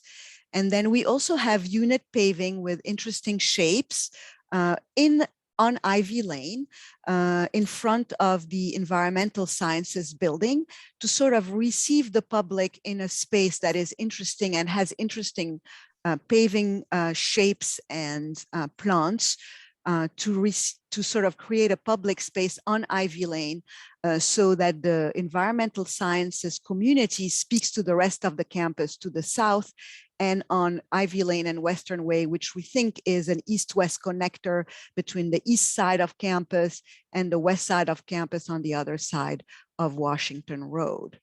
We're also using a blended crushed stone, which we have developed with our soil consultants, and it's a very nice material because it's porous. So you can see that it's placed inside areas that will be wooded, and people can walk around there and sit around there. It's also the material we will use in front of the Theorist Pavilion. It's completely porous. Trees work well in there. And it is a mix that was developed by our soil consultant and was tested in Boston already. Okay, is that it, Tatiana? I think so. Is there another slide after this? No, I think that's it. We're Okay, done. thank you. All right, I'm now going to, so that was the end of the slides. I'm going to now go to a deck of 3 animations that I'd like to show, and that will wrap up our presentation. So give me 1 second here.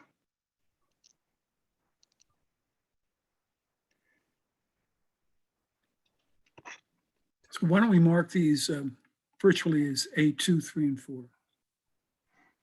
Right. So the page numbers here are not numbered, so we'll have to kind of just navigate through them. This is the first page of a deck of slides that just gives an orientation to the different pathways. There are 4 pathways indicated here. There's a blue, a red, an orange, and a yellow. I'm only going to discuss the blue, the red, and the orange. So these are the pathways that are the routes around which the animations are constructed. The next slide is a focus on the blue pathway. So this is the second slide in this series of slides. You'll see here we're going to start in this animation at the western end of the site. We're going to go along Ivy Lane and Western Way. Oops. We're going to go along Ivy Lane Western Way toward the east. We're going to move into the middle of the site near the Commons and go up a set of stairs to a shared open space that's at the kind of center of the site. Then we're going to move back north toward the north side of the building where you'll see another entrance, and then up Roper Lane. So I'm going to introduce this. So here we are, just to pause, just to orient yourselves. On the left is the Environmental Studies building. You'll begin to see the brick and the stone base. In the foreground is a rain garden. Ivy Lane is to our right, and the stadium is to the far right. So we will now walk through this rendering. So here's the rain garden on your left. You'll see the Ivy Lane on the right with the advisory shoulder, the narrowed lane. We're now coming into an open plaza, which is the arrival to the Environmental Studies buildings. These boulders you see in the plaza are selected by the faculty for their teaching potential. In the distance here on the left is the entrance into the High Meadows Environmental Institute atrium and the Geoscience atrium. You'll see the stone and brick here. Now we're turning the corner and we're coming around to the Commons, another open space that arrives in that Commons landscape. You'll see Bio E at the top of the stairs. We're going to go up that stairs. You'll see that bicycle gutter that I talked about in the middle of those stairs. The stone forms the plinth here. And then we've arrived at a plaza, which is the kind of caught between right in the center of the site.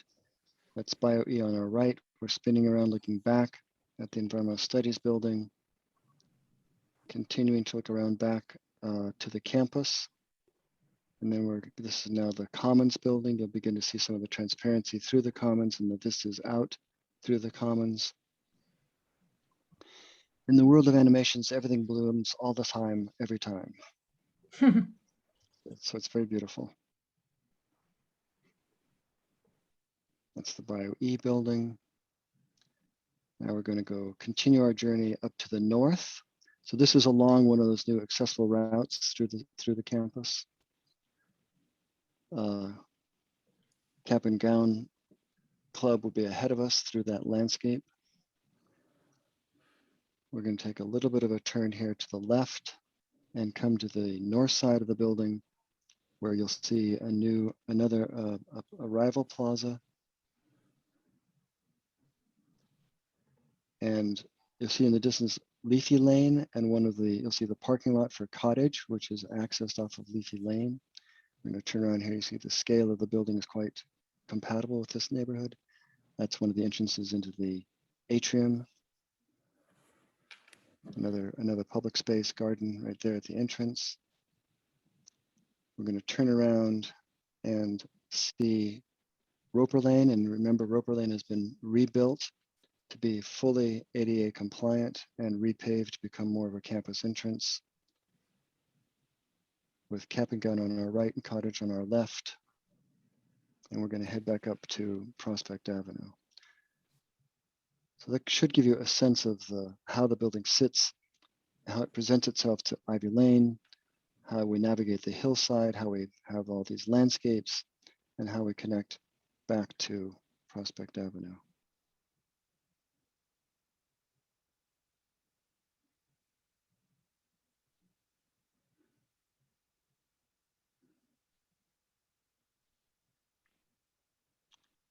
Okay.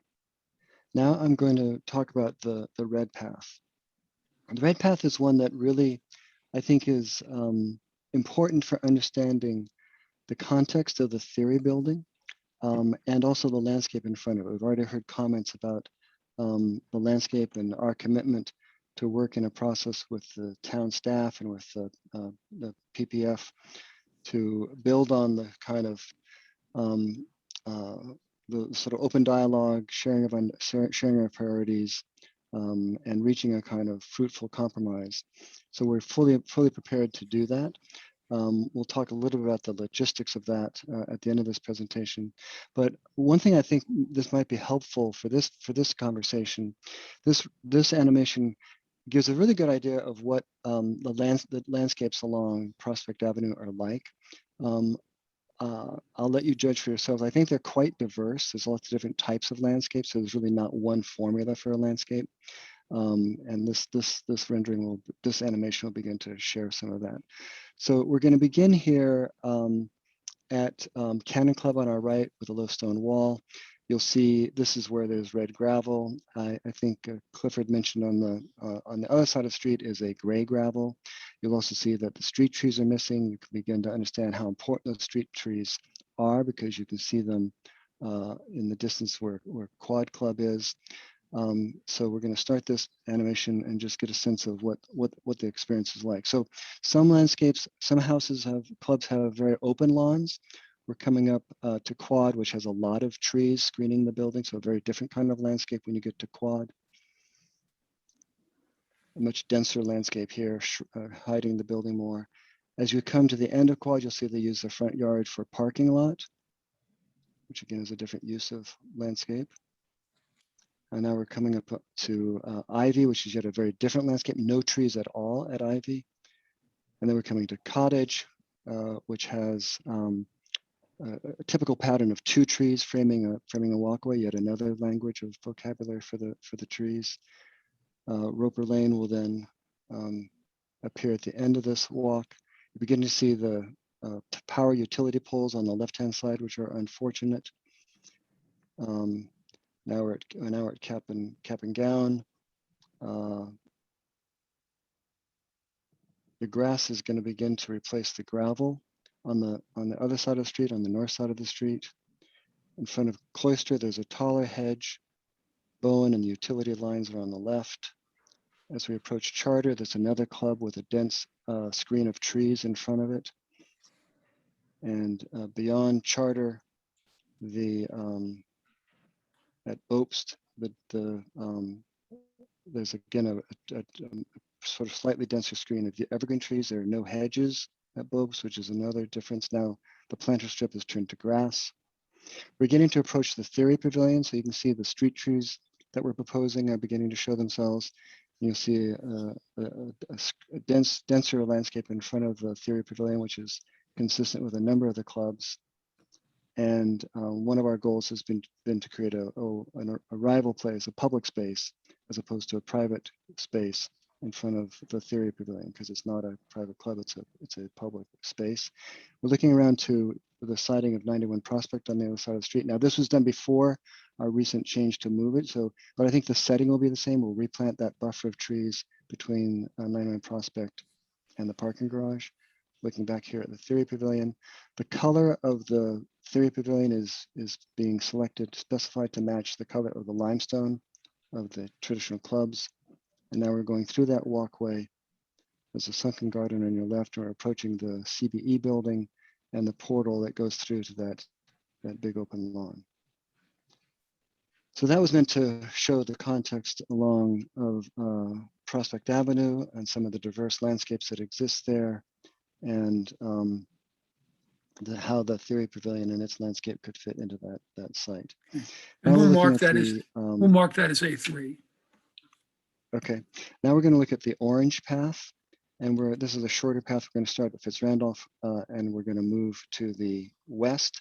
We're going to pass a couple of houses that are off of Fitzrandolph that are in the university inventory of houses. One has a hedge, one doesn't have a hedge, and then we're going to come up to the Theoris Pavilion from this side. So we're beginning with 105 Fitzrandolph on our left.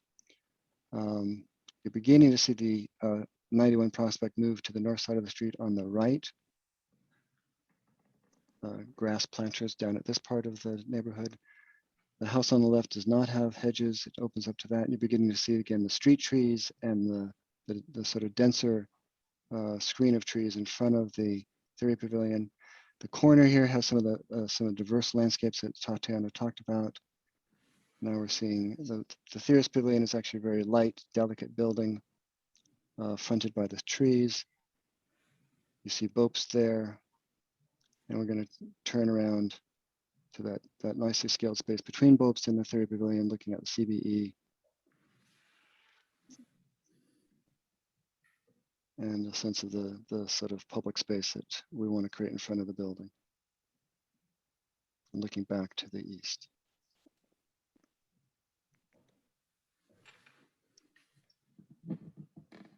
Okay, that concludes our presentation. We look forward then to your comment and public discussion, and then discussion with the board. Okay, thank you. Anyone interested in jumping in right away with the series of questions? Ms. Sachs? Yeah, I'm wondering about the power lines at the end that are so unsightly. Is that because, I mean, farther along the street, you have them buried, right? I am not sure if they're actually buried farther along the street or not. I'm not sure. I don't know the utility master plan. These are public utilities. So I don't know if they have been buried over time or I'm not sure, or if they're fed a different way. Okay. Well, I would just be interested in following up, having our staff follow up on that, because the town is in conversation with the state about the issue of burying the power lines in different places in town. And I think it would look so much nicer if they could be buried along the end there. So if we could explore that topic in greater depth, that would be great. Yeah, I totally agree with that. I'm glad you brought it up, Ms. Sachs. Mr. Taylor, you'll have to unmute yourself.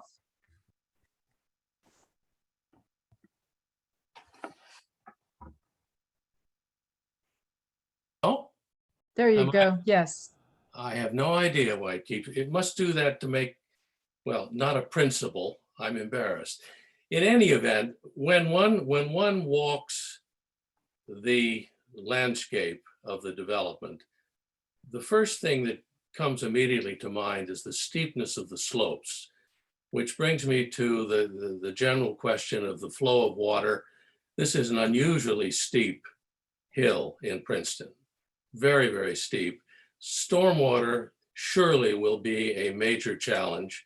I appreciate the scope of what you described, but that's an area that certainly calls for careful review, careful attention, and I think that will be one of our priorities in that site setting as we go forward.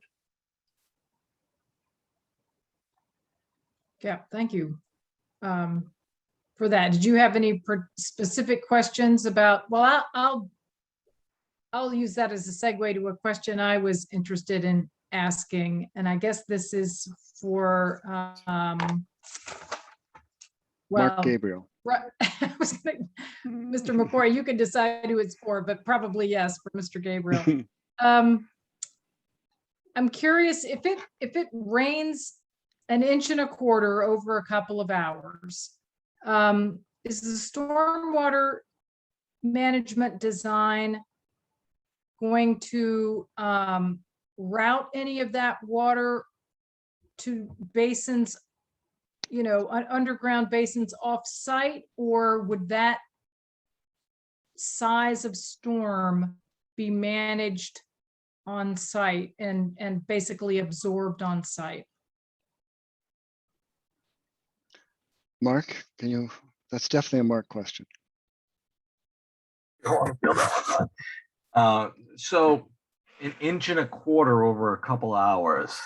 Okay, so that's a pretty quick flash storm, if you will. A lot of rain coming. I think it's coming still pretty what the quickly. state considers the so-called water quality design storm. So, Okay, all right. So you're talking the water quality. but I wanted to sort of put it in terms that anybody could. So if it's a pretty heavy storm. Yes. It's a dump of rain. Yep. But it should, it happens every year. Exactly. So that first flush, that water quality storm is proposed to be handled on this site, both through either the green infrastructure facilities, depending on where you are on this, because as we mentioned, it's a decentralized approach. So we're treating and capturing stormwater in different areas. So depending on where you are, either green infrastructure or water quality structure, and then you get that treatment then to subsurface systems where you can promote that recharge. But yeah, that treatment happens on the site. And do the green infrastructure, the swales and bioretention, green roofs and stuff, do they channel overflow to the underground systems that have open bottoms? Yes. So those handle that treatment, that first flush. Sometimes they'll handle a little bit more depending on the size of them. But then those systems that are beneath them are proposed for the larger storm events that overflow into them and handle and mitigate the bulk of those larger storm events. As you said, they're open bottom, they promote recharge. They're not accounted for in our calculations because of the poor soils. So we're just accounting for that it's going in and able to go out. And we meet our rate reductions that way. But we do have that ability to have the open bottoms that promote that recharge, provided that that the soils are allowing that. Yeah.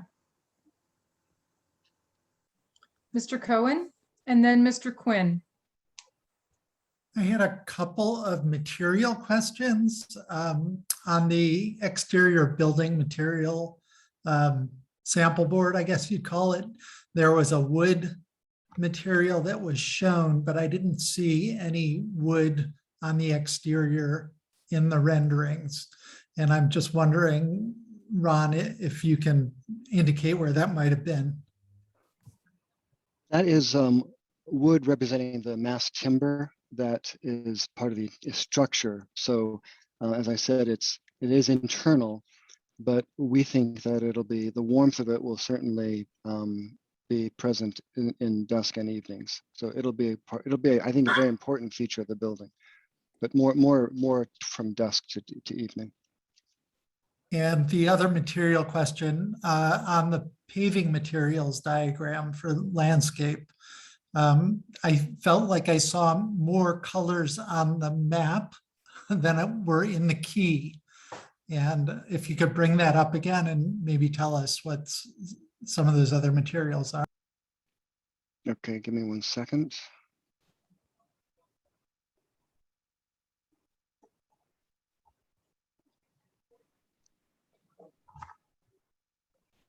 And while you're pulling it up, I'll mention one of the places in particular that I noticed was the sunken courtyard behind the Fiers Pavilion. There's a nice sort of squiggly path there, and I couldn't find that color. And then there's the darker green, which is the bike path and the handicap ramp. That I don't see on the. Okay. So Tatiana, can you jump in here? Yeah. So the darker green is asphalt, and it's a sidewalk going up to the top. And the other one was in the sunken garden at the bottom, right? That's the one. Yep. The Yep. CBE. Oh, so that's unit pavers. I think it's in a different color because it's down at the bottom, I guess. Unit, like the herringbone unit paving, because that. No, that one comes down Roper Lane. It's a different kind of unit paving, but the one coming down Roper Lane is the herringbone unit paving. Right, I had picked up on that. I just. Yeah. So you don't have an image of what kind of unit paving you're imagining for the sunken courtyard? I don't have an image here, but maybe I can ask somebody to send me one tonight, or we can send it to you later. Yeah, it's not crucial. But I will ask one third question. Yes, since you please. said that the dark green is asphalt, it looks like you've got a narrow strip of dark green as a sidewalk along Prospect in front of the Theorist Pavilion. Am I reading that incorrectly? Because asphalt in front doesn't of the seem- Theorist Pavilion. Okay. Is that the dark green? Asphalt yeah. does not seem like the right material. No, I think Yeah. it's cast in place concrete, actually. I've been corrected by the person who drew this diagram just now. So this dark green that you have, sorry, I'm just going to, can I draw on this? I can't draw on the screen. Okay, the dark green that goes along Prospect and then down the north-south connector and then along Western Way is cast in place concrete. The light green that is in the sunken courtyard is unit paving, and it is also herringbone. The reason why it's a different color is because it's down at the bottom. Okay. Sorry about that. We should have added it in the. Thank you. Good catch. That's all my questions. Yeah, thank you. Was it Mr. Quinn? Thank you, Madam Chair. Ron, first of all, the animation was very impressive. I think that the next phase for the university will be to give us all VR goggles so we can actually walk the site. I had a question about, there was a piece of bike furniture or bike infrastructure that you referred to on the stairs, and I forgot the term you used for it. I'm wondering, is that meant to be ridden? Because it seems like it would be very inviting for students to it would be an adventure. Yeah, that's true. That'd be a scary adventure. It's called a bicycle gutter. Oh, thank you. You'll see them in Europe. You'll see them in some cities in the United States. You'll see them up in the Northwest. It's simply a convenience for cyclists. If you're walking with a friend, you bump into your friend, say, hey, you started this conversation, you're on a bike, they're walking, you come to this set of stairs, you don't want to have to pick up your bike, or you can't pick up your bike. The bike gutter is there as a convenience. You could also choose to take a bike path and go around that situation. But it's an extra signal to creating a bicycle-friendly campus. That's really what it's about. And so you walk your bike up there with the up or down the stairs with your tires in one of the grooves. Right, in one of the grooves, yeah. Sure. It's similar to when you find yourself on a railroad and you balance the bike on the rail instead of plumping. I would just urge that there be appropriate signage and warnings, because that would be very inviting to especially to a younger cyclist to try, and certainly it'd be a skateboard. It would be an invitation for skaters as well. But overall, very exciting, and thank you for the animation. Could I follow up on that for a second? Sure, go ahead, Jerry. I don't think signage is going to do the trick, and I think Tim's point is a really good one. I can imagine students at the university doing this all the time. Ron, are there any features of the design that would keep cyclists from riding down that infrastructure? I think I don't have the answer to that. Here's what I would tell you is that one of our consultants on this project is GEHL, GEHL. They are one of our transportation consultants. GEHL is based in Copenhagen, and they're probably the world's leading firm in terms of helping cities design bicycle-friendly infrastructure. I would have to go back to GEHL and ask them, is this a problem in settings such as ours with adventurous youth? And if so, how has it been dealt with? So I don't have the answer, but I know that we have probably the world's best expert on bicycle infrastructure as a consultant on this team. And we can report back to staff. We can report back to staff on that or the landscape subcommittee. Yeah, yeah. I did Okay, notice thank you. that there's a bit of a gap between at least at the top of the stairs, between the end of the bike gutter and the top step, it seemed. Maybe that was, anyway. It would be a good Mis- bunny hop opportunity. Yeah, it would not be much of an impediment for sure. Mr. Laplace?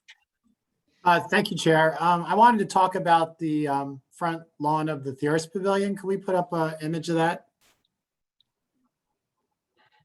Give me a second. Thank you.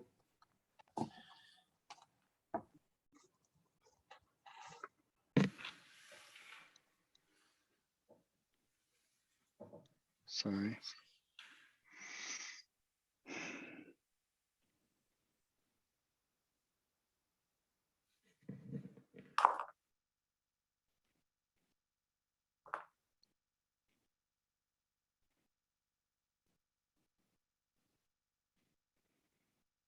Thanks. Okay, I had a few questions just to understand it better. Is that more or less a grid pattern of trees? I think in one picture they look kind of like honey locust trees or whatever, but set at sort of a very regular, grid pattern in the front yard. It is, yes. Because I've seen that done elsewhere, where I guess it's the intent is sort of to create an outdoor room, when they form a canopy and come together. Right. Is that correct? Right. Yes, that's correct. And what's that surface? Is that surface gravel or is it grass? That surface is Well, gravel. understanding all that, okay. And it comes out pretty much from the Theorist Pavilion out to the front property line. Is that correct? I think there's a landscape border between the gravel Gotcha. and the sidewalk. Okay, I can see where it really relates to the, sort of the cube of the Theorist Pavilion. It's sort of like the Theorist Pavilion's an indoor pavilion, and this is sort of an outdoor pavilion. But I'm having trouble understanding how this in any way is characteristic of the other front lawns up and down Prospect Avenue. They're not gravel. They don't have a tight grid pattern of shade trees set this way. And this is a very formal design. Very contemporary, very almost structural. I don't know, maybe you could just help us understand that, because I'm missing how this is in any way in the character of Prospect Avenue. Well, I think that more importantly, let's just assume that we're going to have a conversation about how this evolves. What I would propose is that when we get together, the university would identify a handful of criteria, and we would then and you would identify criteria, and the town staff would identify criteria, some project objectives. So we would meld our objectives together and find out where there might be differences, and then we'll resolve those differences. I would say that the objective here of the trees is to provide two things: to provide shade, consistent shade across the landscape, across the terrace, and to provide a consistent sort of filter against the building. As I showed in the animation, there's some the trees in front of the clubs are quite diverse. Sometimes it's very dense, sometimes there's no trees at all. So there's not a one size fits all. So the objective is to create shade and provide a screen for the architecture. I'm sure there are different ways to do that, and that's what we would explore. In terms of the pavement, three of the clubs do have gravel in the front lawn, so gravel's not atypical.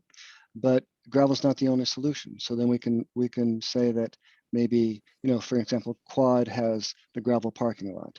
But maybe we say that gravel is well, let's not do gravel. There are other pavements. So that's another area where we can easily, because that's not the objective here is to create a place that is for people, and all the clubs have places for people, seating areas in front of them.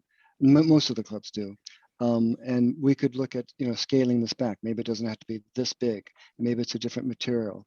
So I think if we can sit down and combine our objectives, that's the step. That's the first step to getting a kind of next to working through several iterations of the landscape.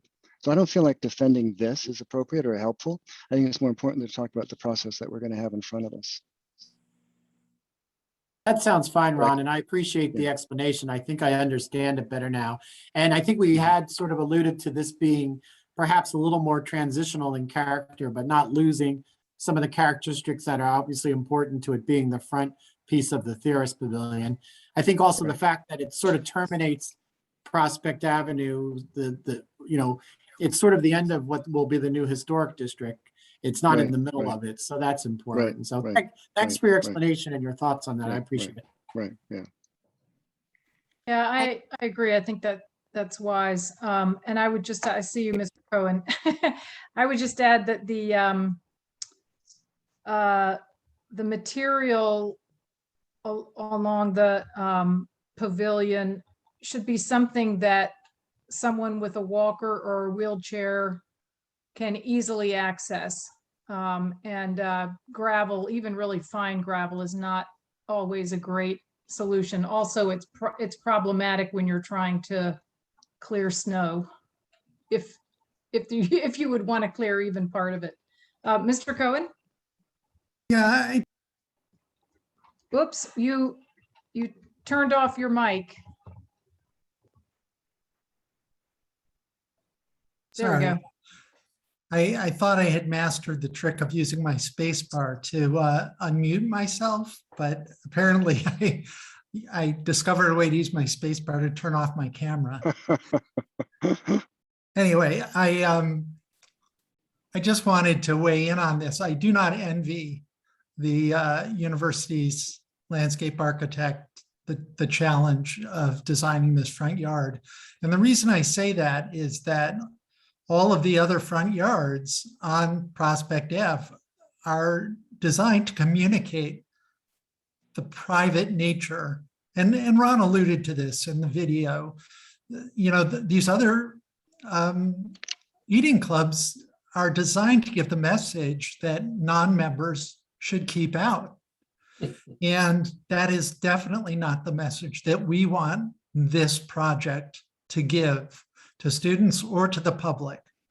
And so the question and the challenge is, how do you do something that perhaps uses a language of materials, but materials deployed in a different way to give the message that we want to give on this project. So I think it would be, it's a big mistake to sort of mimic the other properties along Prospect Avenue out of a desire for a simple visual continuity when the message we'd be sending would be the wrong message.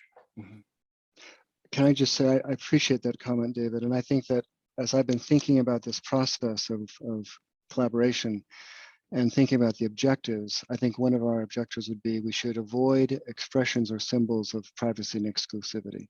So if we could agree on that, then we start working on how can we do that, just as you said.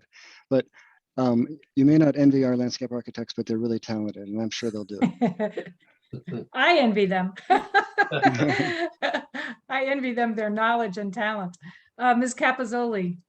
Yeah, I just want to spend a little bit of time on the cladding of the Theorist Pavilion again. So is it limestone, or is the limestone-like material, and how does that harmonize with the other materials on the street? I think the way you ask the question is really important. It is not limestone. but it is a material that will look like limestone. And by matching the color of limestone, it'll be in that family. But it's actually a material called glass fiber reinforced cement, GFRC. I believe someone's going to send me a text and say I got changed to aluminum, but it'll look like that.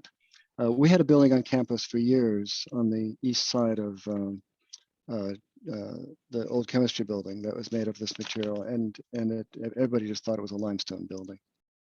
And is there any play in terms of the color? I mean, or are you set Yes. on? Well, I think our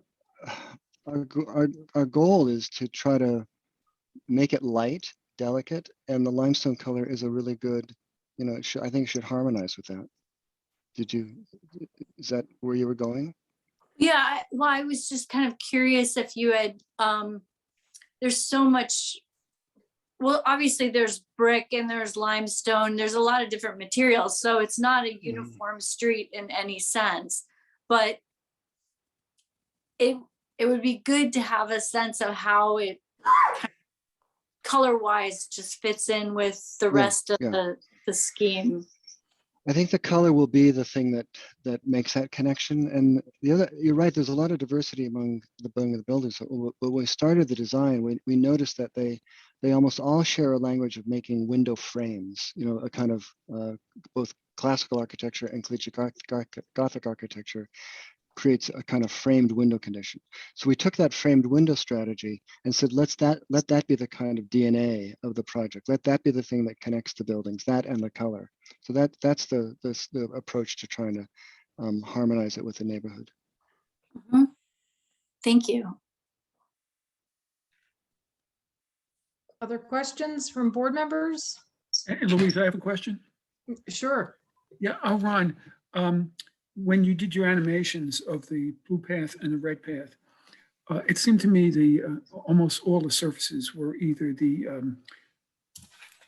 concrete, the blended rock or the concrete, the blended crushed rock or the concrete composite, and there was very little of the variegated bluestone, which struck me as much more attractive. And frankly, in my own personal opinion, but nobody else might share it, was that it was very harsh. A lot of those paths, that was my reaction to them. They really just gave a sense of harshness, as opposed to the bluestone, which was much more attractive. I'm just curious what you're thinking, what the design concept was with respect to those. The bluestone is basically used as the primary desire lines.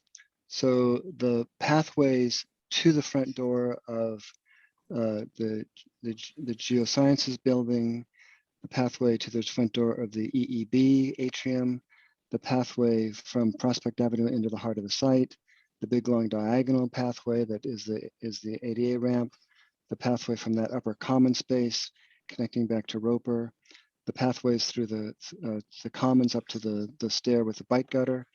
Those are all the variegated bluestone. That might not have shown very well in the rendering. And those pathways then pass through fields of areas that are either landscape or different materials. So there's a kind of layering. Now, part of that is a strategy. Sometimes too much bluestone is just too much bluestone.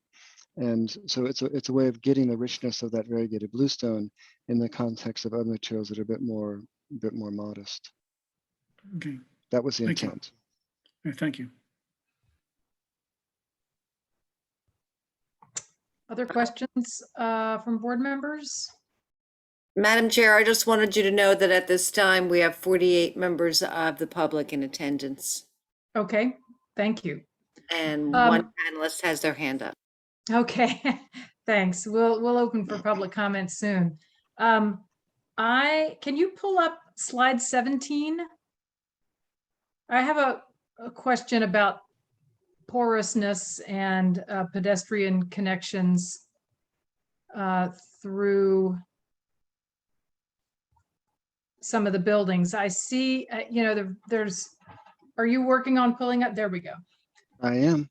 Okay, so there are some of those dotted lines through buildings that the legend says our pedestrian connection through building.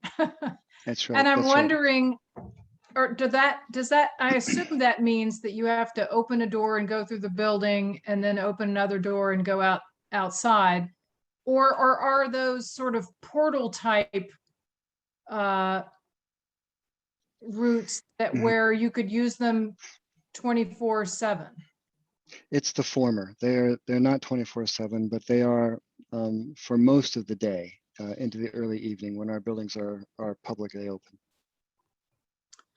And did you consider at any point along the way creating more sort of portal routes so that? We did.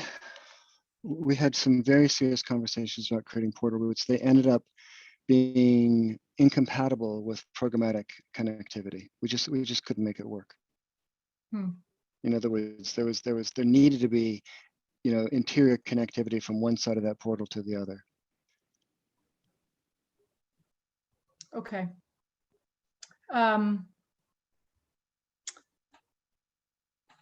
I also would like to talk about the streetscape along Prospect. I think I already said I strongly agree that anything that can be done to bury those utility lines, this is a great opportunity to try to make that happen, especially maybe in concert with the historic district designation and all.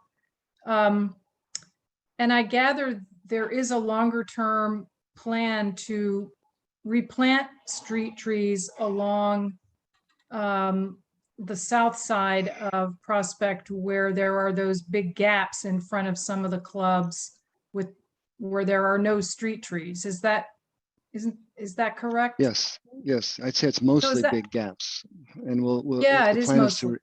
And to clarify, though, that's being pursued as a separate project. Separate project. Yes. Yeah. Yeah. And I'm curious about it is a separate project, but are you working to try to make it happen at roughly the same time, or is that in the second 5-year plan? Or No, it's roughly the same time.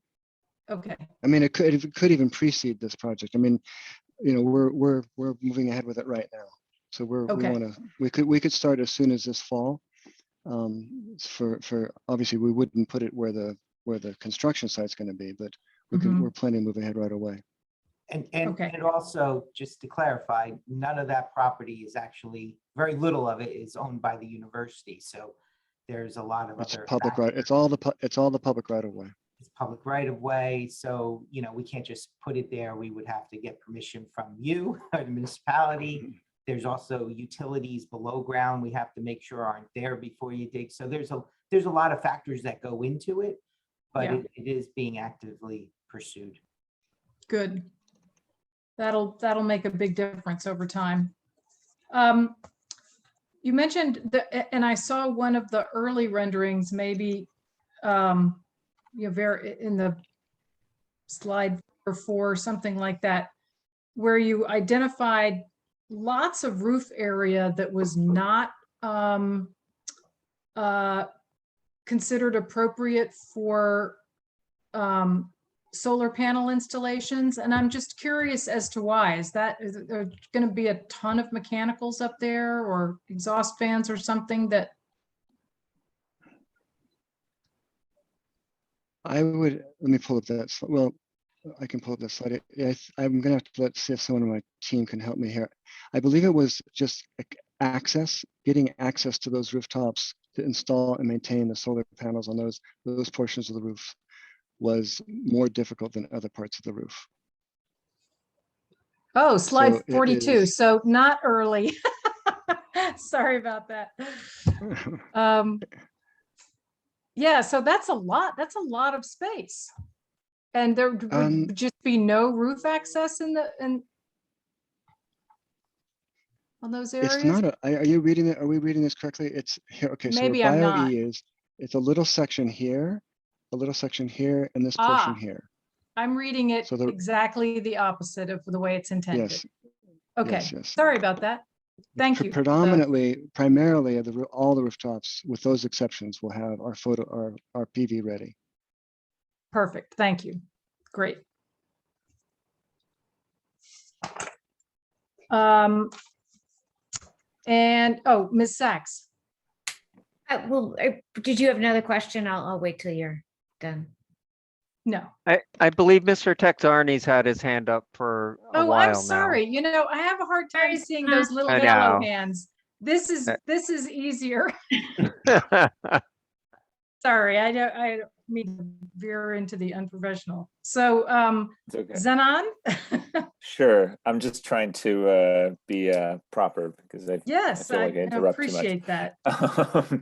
In any case, yeah, no, I wanted to say that you know, the design seems pretty good to me. You know, I feel like some of the concerns about it being like too large and bulky and kind of massive, I feel like were quelled when I saw some of the actual on the ground renderings. I feel like it actually feels like it's actually multiple buildings in one. I mean, I guess there's several, but I mean, even the big ones feel broken up. And I think I do commend the applicant for using landscape and all the landscaping that is involved, because it really does make it feel it softens the architecture and really makes it feel nice. I'm very much looking forward to experiencing it. And I also commend the applicant for all the sustainability considerations. One of the questions that I had though was related to that piece that's on the side, which wasn't really kind of part of the design, and it's essentially kind of that triangle on the bottom right, which is where the Ferris Thompson apartments currently are. And I'm just curious why, well, what's the schedule for that, and why not keep the Ferris Thompson apartments there until you are ready to do something with that site? It just seems like it's going to be an empty lawn for a while. So I'd be curious to hear what you're thinking about that. It's a very short while. Ron? Okay. Yeah, it's what happened. You know, these buildings are scheduled to be open in 2026, 2025, and by 2030, but within a couple of years of that, the next building will be under construction. So it is a very short while. And we'd have to do an overlay. I don't have an overlay right now of where the apartments are, but it would be very hard to protect them given the amount of construction.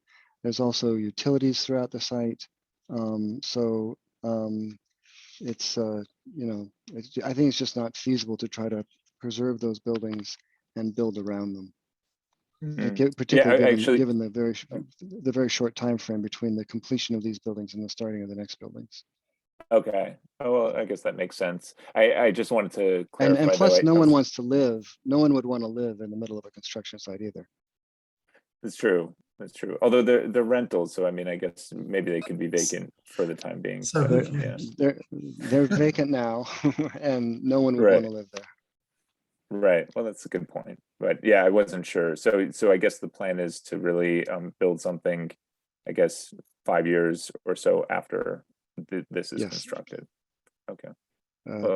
Finishing no later than 5 years after this is constructed. So starting construction within a couple of years after finishing these. Mm-hmm. And I guess real quickly, I know that there's a plan to achieve LEED Gold with this building, but I was just curious why not pursue LEED Platinum. That was one of the recommendations that the PEC made. I just feel like, you know, for an environmental science and engineering building, I feel like, you know, at the leading university in the country and in the world, I feel like, you know, having the highest standard would probably make sense. And I, not to dismiss or discount all the efforts that have been made, but I think the response that we provided is that you know, laboratory buildings are intensive energy users, and the delta between the investment in getting from LEED Gold to LEED Platinum is probably investment that can be made better elsewhere to help us achieve the bigger goal of being carbon neutral by 2046. There's lots of ways to get there, and we want to make the investments that get us to the actual carbon neutrality. And so we figured that we did not have to spend an excessive premium to get a lab building to that goal when we could use those investments more productively on other places of the campus development. It's a kind of balancing the overall portfolio of projects to achieve carbon neutrality by 2046. And the lead points really are not the point. The point is getting to carbon neutrality.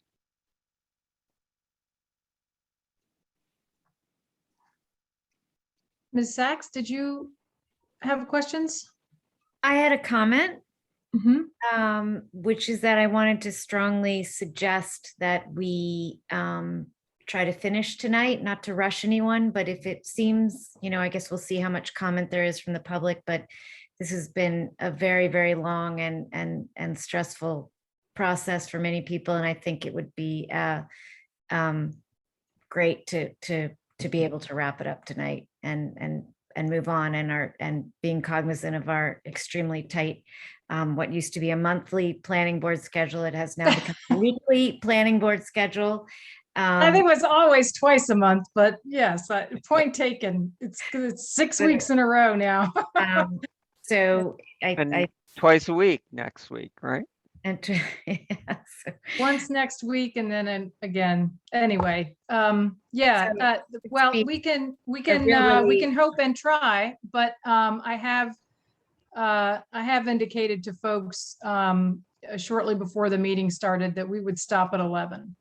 And I do want to, if there are no other questions from board members, I'll open up for public comment. So I'm not seeing any board members raising hands or waving at me. So with this, I'll open the meeting for public comment. And I see one hand raised. Now is the time, members of the public, to virtually raise your hand if you wish to comment or ask questions. Again, we are keeping to a 3-minute time frame. I have a little clock that's on my screen, and I will do my very best to respect that. And I ask you to as well. Ms. Kip Cherry was the only individual who raised her hand. I've already moved her over. Okay, great. Thank you. Welcome, Ms. Cherry. I'm not seeing you yet. I can't imagine I'm the only one, but in any there event. you go. That would be surprising. But I think you need to be sworn in. Kip, if you can raise your hand, right hand, you swear or affirm the testimony you're about to give will be the truth? I do. Yes. So sworn or affirm. Please state your full name, spell your last name. So I have just a couple comments, and some of them have been brought up already. I'm very concerned about the length of the building, 2 buildings, I guess, without any pedestrian openings.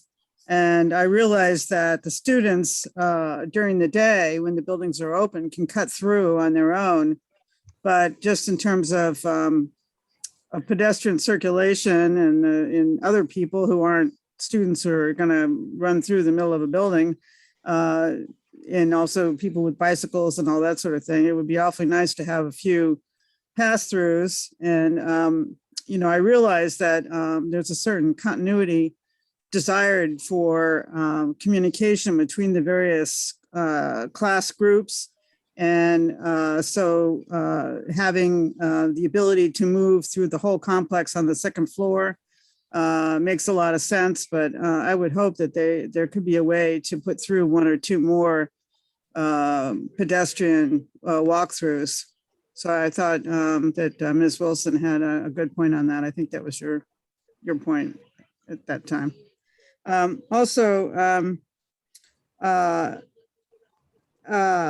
just want to make a note about stormwater.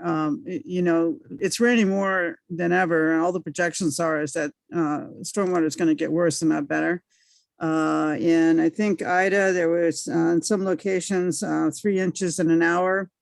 And with Irene, we had, I think some places had 12 inches, and I know I lost my furnace in that particular episode. You know, there are some really vicious rain events that we should be prepared for. And I just wanted to mention that. And I know that you weren't giving a presentation on stormwater, but I just didn't quite see where stormwater fitted into all the landscape design. So I just think that the two need to go hand in hand, and we need to know more about the water control. So I just wanted to bring that up. Also, I'm going to have to bring up something I brought up before, which is the landscape design and the historic nature of Prospect Avenue. And it was helpful to have the video, because as you walk along Prospect, you suddenly come to this grove of trees and that are very geometrically placed. And it's just kind of a shock, and it's very out of tune with the historic nature of the street. And I'm concerned about maintaining that view shed of Prospect. And I have to disagree with Mr. Cohen. I don't see those lawns as being keep out. I never felt that way myself anyway, walking along Prospect. I never felt that there was a sign in the lawn saying keep out. I felt that it was very welcoming. And in any event, that's the way it's always been. And so I'm just concerned about that. And I was concerned too about the emphasis on gray, because red brick, I think, has been more of a color of Prospect Avenue. And my recollection was that the gravel often was a shale or a red. So, you know, all gray is kind of, I always consider gray gravel to be kind of unfinished, so, you know, like a construction material. So, you know, I'm just concerned about that as in terms of lack of continuity. I need to ask you to wrap up, Ms. Cherry. If you can conclude.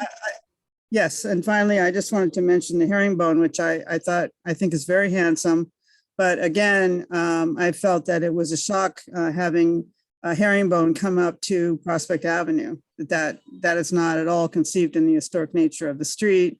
I would love to see Ivy Lane with a herringbone sidewalk or walkway, but I just felt that it was, again, not part of the historic landscape. And I'm just concerned about maintaining that concept. And I just feel that the grove of trees is not in that mode at all. Thank you. Okay, and now Mr. McCoy mentioned earlier that he wasn't, it didn't make sense to defend the specific plan that, well, I don't want to speak for the university. Mr. McCoy, why don't you repeat what you said about working on a process to come to an agreement about what makes sense. Yeah, we would probably envision like a condition as typical with projects that it be resolved at the landscape subcommittee. Before we get to that meeting, because that usually happens much later, there will be a process, as Ron described, where he'll be working with staff and trying to come up with some alternatives or adjustments, and ultimately, you know, it'll go to landscape subcommittee. That's how we were thinking about it. Mr. Cohen? I just wanted to clarify with Chris. I believe that the Prospect Foundation was also to be party to that negotiation, correct? Absolutely. We were going to, like Ron said, he has this process in mind where he's talked to them. We've had a very successful start with a related project across the street. And, you know, that dialogue is going to continue. We have a meeting on the calendars next Friday, not to be aggressive about anything, but we're pushing ahead.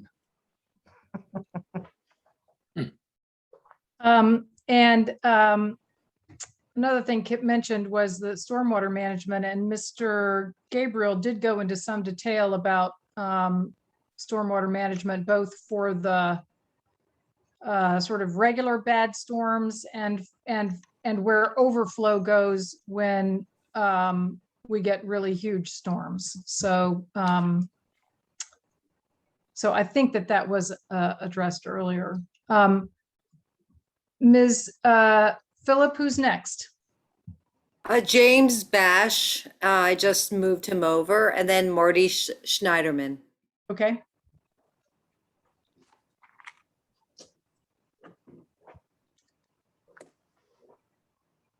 I'm not seeing Mr. Bash quite yet. I'm here. Do you hear me? Ah, yes, I see you now. Mr. Mueller will swear you in, and then I'll Yep. start my 3-minute timer. You can raise your right hand. Do you swear or affirm that testimony you're about to give will be the truth? I do. So sworn or affirmed. Please state your full name and spell your last name. James Bash, B-A-S-H.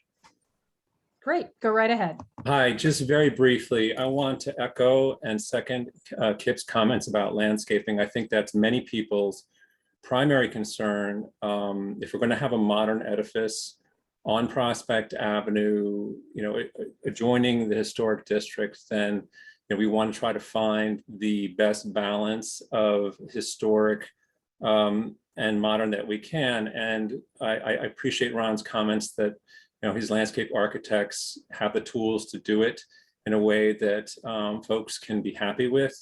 That's not going to be jarring. I agree with what Kip said, that as I watched the animations, I did find it jarring. Even there was some diversity in landscape as you walked along Prospect Avenue. There was nothing quite like what happened when you approached the Theorist Pavilion. So I wanted to just reinforce that. I know we've talked about it a lot, but it is important to a lot of people. And the second comment is actually a question, has to do with in the southeast of the site. Right now, you'll have the benefit of a 2-acre meadow, which is reserved for future development, as we've discussed. My question is all the stormwater management and the modeling done with the presumption of that meadow being there, or that meadow being replaced by the new engineering building? And how will that make a difference in especially the stormwater management of the site? Thank you. Mark, I'll let Mark Thank you. Gabriel- Sure, thank you. Yeah, so that the stormwater management design currently on the plans accounts for that building being there in the future, so that the meadow will be able to be handled by the system, and then when the building goes in, it will be able to plug into that system and be handled by the same system. It accounts for it. Great, thank you very much. Okay, the last individual was Marty Schneiderman, and he's already been moved over. Okay, great.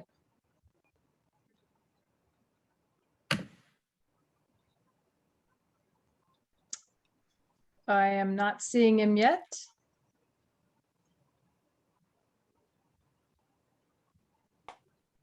Mr. Schmidt, there you go. Welcome. Mr. Mueller will swear you in, and then we'll start the timer. Thanks. If you could raise your right hand. Do you swear or affirm that the testimony you're about to give will be the truth? I do. So sworn or affirmed. Please state your full name and spell your last name. Martin Schneiderman, Schneiderman. Ron and folks, thank you very much for your presentation this evening. I have a couple of questions. One was, in the presentation that you showed, there was a long flight of stairs that had in the middle of it the capability of moving the bicycles up and down. For people that are not capable of walking those steps, how do people who are in wheelchairs or in walkers or things, how do they get up those stairs? And how do they navigate around the site for people that are not able-bodied? There are 4 different accessible routes through the site. Right now there's one, and so there's one at the far western end, one through the middle of the site, and 2 at the eastern end of the site. So they're all ADA compliant. I wonder if you could show the map to give us a feeling for where those are while I pose the next question, if I may. And that is, when the university expanded the engineering quadrangle between Prospect and Murray Place in that area, there was zoning that was changed at that particular time. One of the things that was very important, given the nature of the research that was going on in those buildings, had to do with any tanks that would be there that would have high pressure gases in them at all. So my first question is, will there be any tanks like that in this new area that will be along Western Way and Ivy Lane? I'm going to let if Robin Izzo can jump in here and talk about the tanks that'll be part of the project.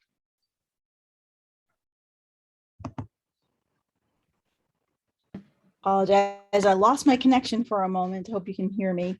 Yeah. So not along the areas that you are pointing out in the loading dock area, where the loading area that Ron had indicated that you would have like liquid nitrogen and that sort of a thing. Okay, I raise it for the following reason. That proved to be a particular challenge for the university to regulate when the companies would come to regulate those tanks and fill them up. And it would oftentimes in the early days be done in the wee hours of the morning, and that causes a great deal of noise when that actually happens. We worked very closely with Kristen Applegate and the university to modify that by putting a chain link fence around those tanks and padlocking them so that the contractor could only come and fill them up during Monday to Friday, 9 in the morning till 5 in the afternoon. When there were special cases, there was an exception, the neighborhood was notified of that. But I would encourage the university to do that in some way, because that proved to be a problem for neighbors that had children in the wee hours of the morning, and that being an issue right there. So I think there were a number of things also. When we did that collaboratively with the university 16 years ago, many things were conceived and thought of that a committee of the community and the university worked on jointly to establish guidelines for how that should be. That became part of the zoning for the E3. And I would encourage the groups that are working together moving forward with this to use that as a starting place of some things that might not have been considered yet, to say, oh, this has been thought through and this is what it was. So I throw that out for your consideration, please. And Ron, would you go ahead and show us, please, where the steps were that you showed us originally and what the alternate routes would be for somebody in a wheelchair, please? Okay, so you can see my cursor here on this diagram? Uh-huh. Okay, so the rendering went up the animation came up this flight of stairs here with the bike gutter in it. There's also a flight of stairs on the east side of the commons. So the accessible route is this route here that takes you down to Ivy Lane Western Way. That's the site through the middle of the site, which is one of the steepest sites. The second accessible route is through the gateway here, past through the portal at CBE, and down across the site here. The third access is just along the new north-south connector, and the fourth access is to the western part of the site. So whether you want to go to the west, the center, or the east, there are multiple pathways through the site that are fully accessible, not through buildings, so open to the public. But I should point out that in each of those routes that you showed, it's a pretty long way around to get up to a point where it's a path that your wheelchair or would be able to make that happen. And I wonder, is there any other way that could be done more directly, possibly with some elevators or something in the building? Sure. That would allow that. Yes. I thought you were looking for the public outdoor routes at every one of these lobbies. So there's a lobby here that one could enter, go up an elevator and come out. So that's a direct route right through there. Similarly, there is an entrance to the commons and an elevator that you could go out right through here. Or there's an entrance to the BioE building to an elevator that you could take out through here. So at all the buildings throughout the day, one could go in, take an elevator up a level and out. Also similar over here at the western end of the site at the EEB HM, again, you can enter low, take the elevator up and go out the upper level. So that's all the lobbies have that, yes. Okay, I think that's good. It's there. I would encourage or suggest that there be signage wherever there are those long steps with an arrow that says elevator this way, that way, so that people can know what's there, number one, and number two, that it's available to them to use, because that is a good solution to the problem. And I thank you for raising that. Yeah, that's built into our yeah. Good. Thank you very much. Great, thank you. Any other members of the public who wish to speak? I'm seeing no more hands raised. Okay, then I will close the public portion of the meeting. We have 7 minutes until 11. I don't know whether we can reasonably go through conditions in that amount of time. I would propose that we pick this up. I think we already have a date certain where we were assuming that we would continue with this application, and we can, you know, quickly get conditions squared away at that time. Do other people have strong objections to that? Yes, Ms. Sachs. I do. I think that we've worked really hard to get to this point. I think it's in our interest to support our community partners when they collaborate with us. And I know it would make a big difference to them if we can finish tonight. And I think they've worked hard to compromise on their end. And I think it's worth us spending, I think at most we would probably be finished in about 15 minutes. And I think it's worth us showing good faith on our end to do that. Thanks, Mr. Cohen. And then Mr. O'Donnell. I would also be inclined to try and finish up, although I'd like to ask Mr. Mueller, you know, I don't remember how many proposed conditions there were in the staff reports, and that could make the difference if that's, you know, if that's a half hour or 45-minute list. You know, my personal feeling, I've kind of loved this project since the first concept review, and I don't have a lot of standing or things that I think need to be conditions. So I think it could happen quickly if there are not a lot in the memos. Mr. O'Donnell? Yeah, I was going to say basically the exact same thing. I'd just like to hear from Mr. Mueller if he can put an approximate time frame on the list of conditions, how long it would take to put that together. Yeah, 15 minutes would be pretty. 15 minutes would be pretty optimistic. There are a number of conditions in the various reports. We do have a response from the university to those conditions. It's 32 pages long. The university response is 32 pages long. So if we got finished in a half hour, I would consider that really good. And it might be more, but yeah, I guess it's conceivable, but barely conceivable that we could get it done shorter than a half hour. Mr. Laplace? Yeah, Chair, I just wanted to point out that if we spend a lot of time talking about whether to continue tonight, we're going to eat up all the time. Wouldn't it be better just to try to wrap up? I understand that. I just, I want to respect, you know, the board members who have expressed as a desire not to go until midnight. And I too think, just based on past experience, the 15 minutes is, it's just not going to happen. But I am willing to hang tough. Why don't we, should we take a vote? Too. Sure, I think that would be fine.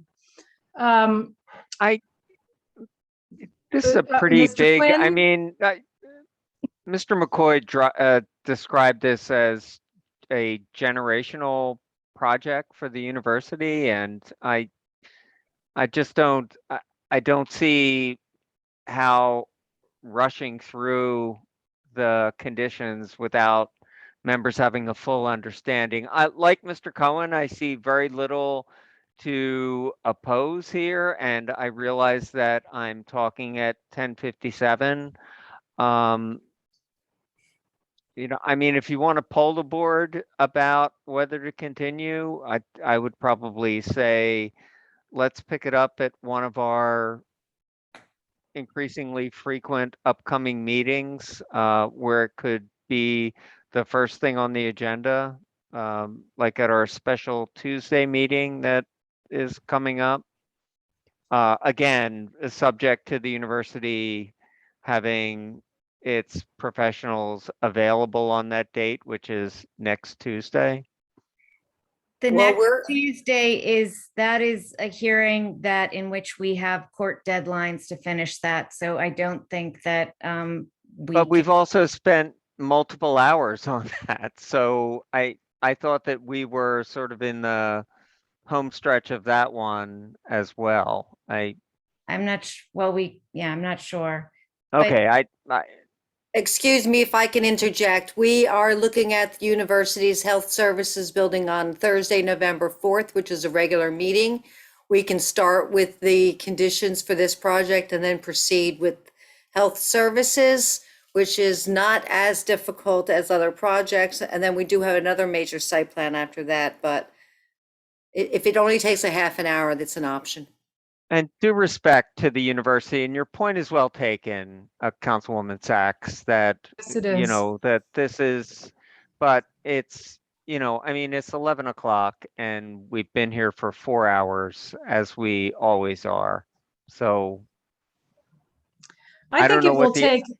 I don't know what think the it will answer is. I think it will take us less time at the meeting on the 4th with Mr. Mueller having pulled together the conditions from the many-page response from the university and consulted with staff. I think it will take less time then than it would tonight.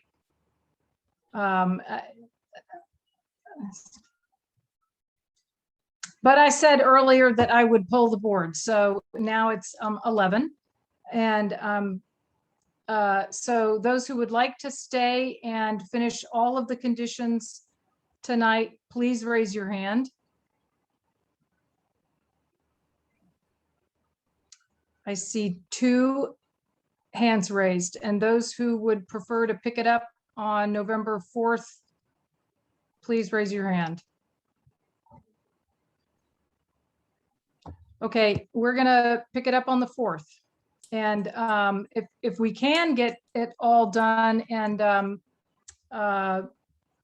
dispatch with it at next week's meeting, I would be fine with that as well. Madam Chair, a couple points. Could we make it clear that at this point, the public comment is closed? Yes, I thought I had Yeah. done that. I'm sorry, but yes, to be Not clear, to- public comment, Yeah. public comment is closed. We've concluded that. Yep. Board discussion is closed as well, I would assume, and it's just Mr. Mueller going through the reports and conditions. Yes, and I board- think that if A you. board do- discussion, I'm sorry, No, Louise, go ahead. please, you go ahead. I was going to say, I mean, board discussion is closed if the board wants it closed. I mean, there really hasn't been any board deliberation. But if the various questions and comments that were made throughout are sufficient for the board members, that's fine. And as you go through the conditions, after you've consolidated and synthesized everything next time, and you're just going through the conditions, anyone who wants to raise questions and have a board discussion at that time, of course, may. Right, absolutely. Okay. The meeting next week that we've been talking about, Mr. DeGrazia and Mr. McCoy, is on Tuesday, the 26th. And as Ms. Sachs said, we need to spend all or nearly all of that meeting on another matter. But if you're available on the 26th, I think we could dispatch with this in the first, at most half hour of that meeting. Ron, works for me, but I don't know. Is that too dangerous a plan to pursue? Well, I guess. Mr. Mueller, Mr. Laplace, do y'all have feelings about? Yeah, I think that other application might be very concerned that, that we don't start in with them right away on Tuesday. And I think that it made some sense that if Princeton University is going to be at that following meeting anyways for another application. That's true. Yeah. They don't have to, come in twice or something. Okay, let's make it the 4th. All right. Okay. Thank you. So just for members of the public, there's not going to be any further newspaper notice or certified mail notice. The only notice you have of the next meeting is what you just heard, that it's being carried to the 4th of November. And Louise, it'll be the first item on the agenda. Yes. Okay. And of course, the memos from boards, commissions, and committees and from staff, as well as with recommended conditions, as well as the university's response to those reports is also on the website in case people are interested in sussing out what the conditions are likely to be.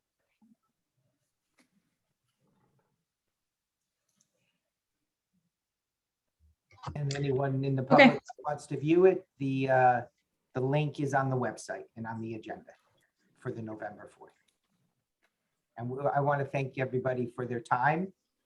We got very close, and I really appreciate trying to get it all in. That would have been nice, but I know it would have, and I really do very much respect Mia's points about this and others, but I think we're doing the right thing. thank you. Okay, with that, Mr. Cohen, Mr. Cohen, do your duty. I move that we adjourn. I second that motion. all in favor? Aye. Aye. Thanks, everybody. You're Thanks not going to very vote much. no, Ms. Sachs? Princeton has a you go. fabulous planning board. See you next week. Thank you. See ya.